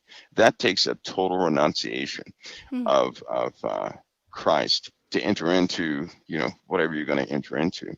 That will be the moment the person says no. There's no being slick saying, yeah, I'll do it just to eat, but the Lord knows I really believe. No, because the Lord said if we deny him before men, he'll deny us before the angels. Right. And they're going to get Christians to attempt to deny Christ. I know a lot of Christians deny Christ unknowingly right now, but this will be right in front of their faces. It'll be connected to their citizenship, a brand new identity, because they're going to swap the system. The old system is dead. It is dead. The old system is done for. Wow. So we got a lot to look forward to. We have to have a faith to die for. I'm just glad that Christ will be our strength to get us through. Because it didn't say in Revelation, nobody. It says those who are actually covered by the blood of the Lamb will not. Those who are written in the book of life will not take the mark of the beast, nor have the number of his name or any of that stuff. So because of Christ, we're good to go. Without Christ, we're doomed. We're gonna fold. And that means people's minds are going to change. So we have a large magnetic anomaly or influence that will start that process with the mind. With the mind. Yeah, the more the magnetosphere changes, have you noticed subtle changes in the irritation of people?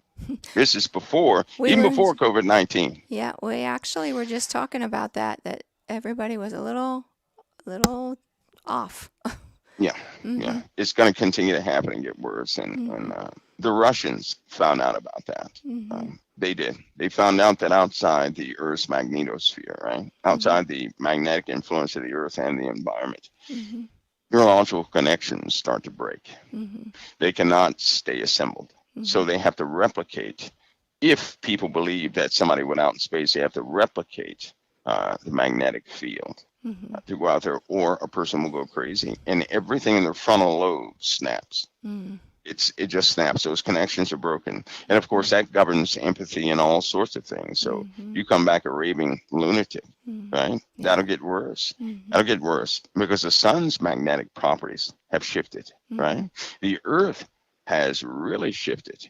And, things are starting to change, subtle at first, but they'll continue, which means a lot of amateur astronomers are going to start picking subtleties up, right? But when that happens, you better believe they're going to put something will happen to the internet because they don't want people to communicate such things just yet, right? Will interrupt everything they're trying to do. They really need us to corrupt ourselves. That's what their primary focus is. So if they can hold back information that will scare us, they're going to use anything they can use to disprove our belief in Christ. They're going to do it. It's already happening in mainstream. People are starting to talk about Jesus like like that name is a punchline. Lots of folks have denounced Christianity, period, saying that because of the disclosure of text, right? Because of the alien topic, it has caused a lot of people to believe now that Christ was one of them. He was just some ordinary, person.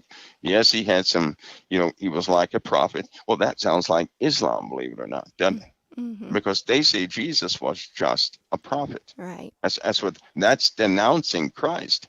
And so these people who believe in, who really want these ETs to come down and restore them, that's the way they talk. These people who believe in those things, that's the way they're talking now. And that number is pretty high. It's not a low number. You're talking about more than half of all the people here on this earth believe in that. Yeah. So, are you talking about where they fix their DNA or whatever? Yes, they believe their DNA is going to change by the sun and everything. And what they don't realize is Jesus said, if you seek to save your flesh, seek to save your life, you're going to lose it. And all this DNA stuff is just preserving the body. When Jesus came to save our souls, not our skins, right? He didn't come to save our hides, but our souls. But the people in these topics, if anybody wants to really see what they're about, any topic that would teach a person just to do everything to save their own life, right? They're missing the entire point of the salvation of the soul and of the quickening, because the Lord's going to sustain people as he needs to sustain them based on their calling. It's based on their calling, not vacations, on a calling. So as people need to do, the Lord will provide. It's a very simple, formula there, but these other folks, they're coming out daily denouncing their Bible's beliefs, and they do it with hatred. They do it with hatred. So, that's not something I look forward to, but it's spreading all over the place, which makes Christianity is going to be a very negative topic here soon. It is for a lot of people already, sadly. Yeah. Yeah, it is. It is. Did I answer the question about that red thing? I think so. Sort of. I may have gotten off guard because, one of the biggest indicators for any inbound object, and of course nobody has control, this thing could appear at any given moment. If that guy saw something that was not one of those known stars, and he likely saw it. And sad to say, once you see it, it's too late. It's too late because the forces have already taken effect. Once you see that thing, the forces, the earth changes historically. The earth was altering, and then they saw it, right? And then it got really bad, really fast. So the changes are exponential. If it's too late. There's no timetable, because that thing is traveling very fast, which means it's gonna it speeds up as it comes closer and closer to us, right? So that throws any calculated expectation date. It throws it out. You can have a season, something like that. But as far as being precise, no, because there's no way to really track the absolute speed of this thing. But it will start to exchange chemicals with the sun. It will have its most direct interaction with the sun. I personally believe that's when our skies are going to be red, not only by reason of thick smoke, because it's going to start setting volcanoes off everywhere, right? That small subtle change will shift the land masses. And when that happens, we have magma underneath these land masses. That magma is going to find a way out. It's under high pressure. It's looking for a way out. So we should see multiple eruptions, but sustained eruptions, not necessarily, big devastating eruptions, but think about 300 more volcanoes going off and they don't stop, something like that. We'll start seeing things like that. Then, of course, the earthquakes will come intermittently with that, and they will be powerful, not small. But that's only the beginning, because then we'll have, those pressure differences. For example, if the pressure changes, like some of these high and low pressure systems, if the pressure of these storms continues to build, then it's a known fact that within a very short time, we could see the oceans boil because of a pressure change. See, the temperature could be, for example, if the ambient temperature is 97 degrees The oceans can actually boil with a small temperature change, right? They can actually boil. It's kind of like going from the coastline of Carolina to Denver, Colorado. You're going to have a different boiling point based on altitude because of pressure. Well, the same thing with the pressure of the atmosphere. If it changes, your boiling point changes also. So that's a boiling off of the oceans. That means no water for anybody. Things like that will begin to happen. Yeah. So you sound like Matthew 24. It's pretty much what you're sounding like. Well, I believe somehow they're tied of what Jesus was telling us what would come. But he said something that is a big caution to me. He said that, and I know people liken this to the giants, but for the sake of this conversation, I'm gonna switch it on. I'm gonna focus on one little thing in Matthew. He said, it'll be like the days of Noah were when they were buying and selling, eating, drinking, get married, given into marriage. He said, until the day Noah entered into the ark, right? They knew not until the floodwaters came, right? They didn't know anything until it actually overtook them. Well, the world, because they normalize everything, because they're always explaining away everything, they're going to continue to do that until they cannot, right? So for Christians, it's up to us to look to each other, to really start not depending on the news, but to look to one another, right? And then always stay in the Word of God, but to really have discussions about this so that we can't depend on media. We should know that by now, right? They didn't tell us that 9/11 was going to happen. They haven't predicted any earthquakes. They haven't predicted any volcanic explosions. But people on the internet that are of Christian community folks, they have, right? So we just have to utilize each other to get that picture and not forget, one another, right? So that we can understand what's happening. Because it's going to overtake everybody. If they're waiting on some official report, they can forget it. Just like this UFO disclosure. If they're waiting on the government to disclose officially something in favor of the UFOs, and people believe in stuff, they forget it. Right. They're not going to disclose that. This is almost like look what they're doing. They say they're going to release this video and that thing they have. They're trickling out things to tie people up. To keep people looking at them, right? In the meanwhile, we have people having too many encounters. What was it? 400 or 500 people saw a specific thing 3 days ago. Where's that at? Las Vegas. That happened at the beginning of the year. It was another almost 1,000 people were sitting there watching something. In China, we had thousands watching something. In Japan, hundreds and if not thousands of people watching something. So people are seeing things, people are talking about it, but they're still waiting for the government to announce it. They're not going to confirm, things like that. They're not. They're going to be, their hand's going to have to be forced. It's going to have to be forced. But people are going to see it with their own eyes. And when they do, I hope they don't fall apart because it's not, it's not something fake. It isn't. A lot to ponder on. That's for sure. Yeah, hopefully they get it. There are good and bad ones. There are good and bad ones. There are watchers out there. Those are the ones that won't allow us to go to war when we want to. And then there are the nefarious ones that play peekaboo at night. And they're in your dreams and so on and so forth. But yeah, we're in a very different times and things are escalating. Things are escalating. Yep, they are. Yes. Wow. Well, thank you so much, Mike, for being here with us and helping us with Pastor Paul. Yeah, tell him I started. That was one engine tonight. That was just one engine tonight? That was just one. All right. Well, thank you so much. I pray he recovers fully. Heidi, it's always awesome talking with you guys. Being here, it's my honor.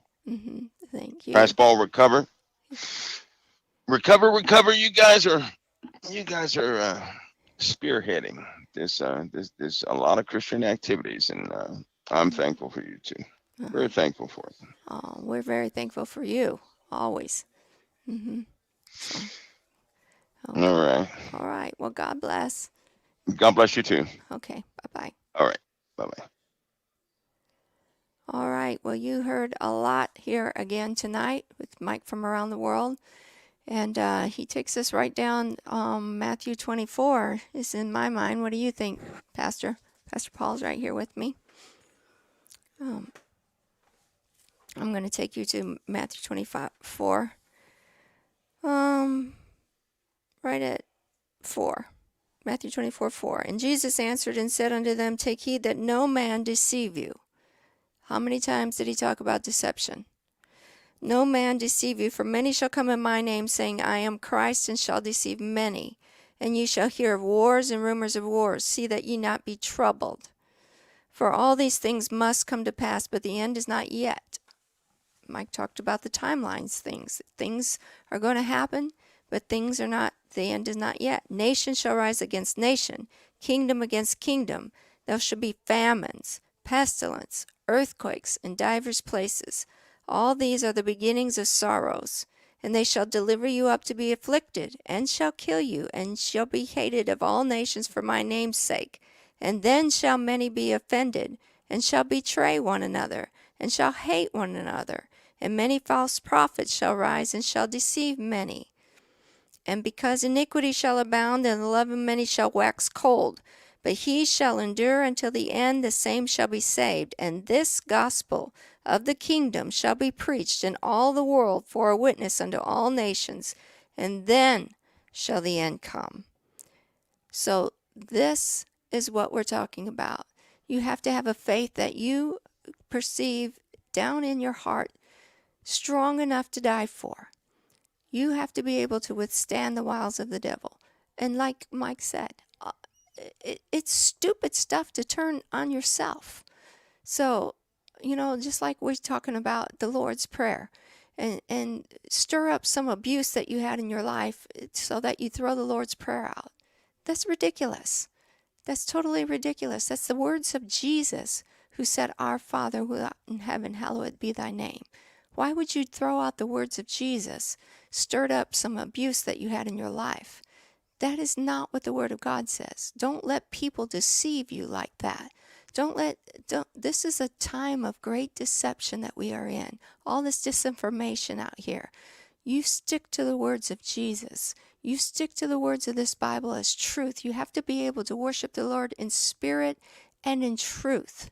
If you haven't given your life to Jesus, you need to do it now. You need to cling to the Lord now more than ever before. These are the days that we need to cling to God. We need to be able to just know that we belong to Him. So if you need to clean up anything in your life, if you have anything in your heart that you need to be forgiven of, now is the time to do it. Whether you have already made a confession to God or whether you're coming back to God, you need to do that right now. You need to say, God, Father, I need you to forgive me of my sins. I need to know that Jesus' blood was shed on Calvary for my sins. I need to ask for forgiveness. I need to know that Jesus was raised on the third day. And I need to confess that Jesus Christ is King and Lord of my life, and that I will walk with Him for the rest of my days to the very best of I will try very best. And I will confess to each and every person that Jesus Christ is King. He is Lord. You need to be able to make that confession, no matter who it is, that Jesus Christ is Lord. And if you can do all of that, then you are saved. And you say, I am saved. Jesus Christ is my Savior. So that is all it takes to be a child of the King. But you do need to make that confession, and you do need to ask for that forgiveness if that's where you are at in this life. You need to not be walking around with anything in your heart towards anybody else. You need to be asking for forgiveness of somebody else if you need to. You need to have everything cleaned up, ready to go, ready to be rapture ready, ready to be getting your family into the kingdom of God, ready to be shining your light to others all around you. That's where we need to be right now, right here. And so I thank you guys for being here with me tonight. If you guys could help us make sure that we can get this gospel out for Jesus Christ. We broadcast on television, and that takes monies. So if you can help us support us to get us out, we're on the Orlando channel, we're on the Honolulu channel, we're in Indianapolis, we're on South Bend, and we're on Praise the Lord channel with Jim Baker across the whole nation. And maybe one of your family members is listening. And so if you can help support that, that would be great right now. If you can go and help support that and get the gospel of Jesus Christ out across the nations, that would be just wonderful. We would be ever thankful for whatever donation that you can make tonight. That would be great. We also send out prayer cloths, prayer blankets, Bibles, any kind of donation that you could make towards that. We would be forever thankful. We have amazing testimonies of people who are receiving our prayer blankets and our prayer cloths, Bibles. I saw Selena in here earlier from Sacramento. We're praying for you, Selena. I see that you are on the mend as well. Pastor Paul here is on the mend. So we thank you all who are helpful in getting these prayer blankets out across the whole nation, sometimes across the world. So we're just thankful to each and every one of you. I've seen people in here from Japan tonight. That's awesome. And there's Mark and Debbie, and all of you. Scripture reference. Thank you guys. Missy D saying, did you just accept Christ as your Savior? You need a Bible. Get in touch with Missy D, missyd01@hotmail.com. And yes, we have a prayer grid here that's prays 24/7. If you want to get involved with them, you can do it there. Selena, thank you, Selena. You're so sweet. And we're praying for you. Selena leads a whole group of people out in Sacramento. So she's got kind of a satellite Paul Begley church. There's Daniel is way out in the Philippines. He has a satellite Paul Begley School of Prophecy. So we have some people out there that are doing those kind of things as well. So thank you, Joey and Bella and everybody else. So God bless you all. We're just so grateful to have you all here tonight. Love you all. Pastor Paul, do you have anything that you want to say? Okay. Just pray for Pastor Paul that he feels better. Love you guys. God bless and good night.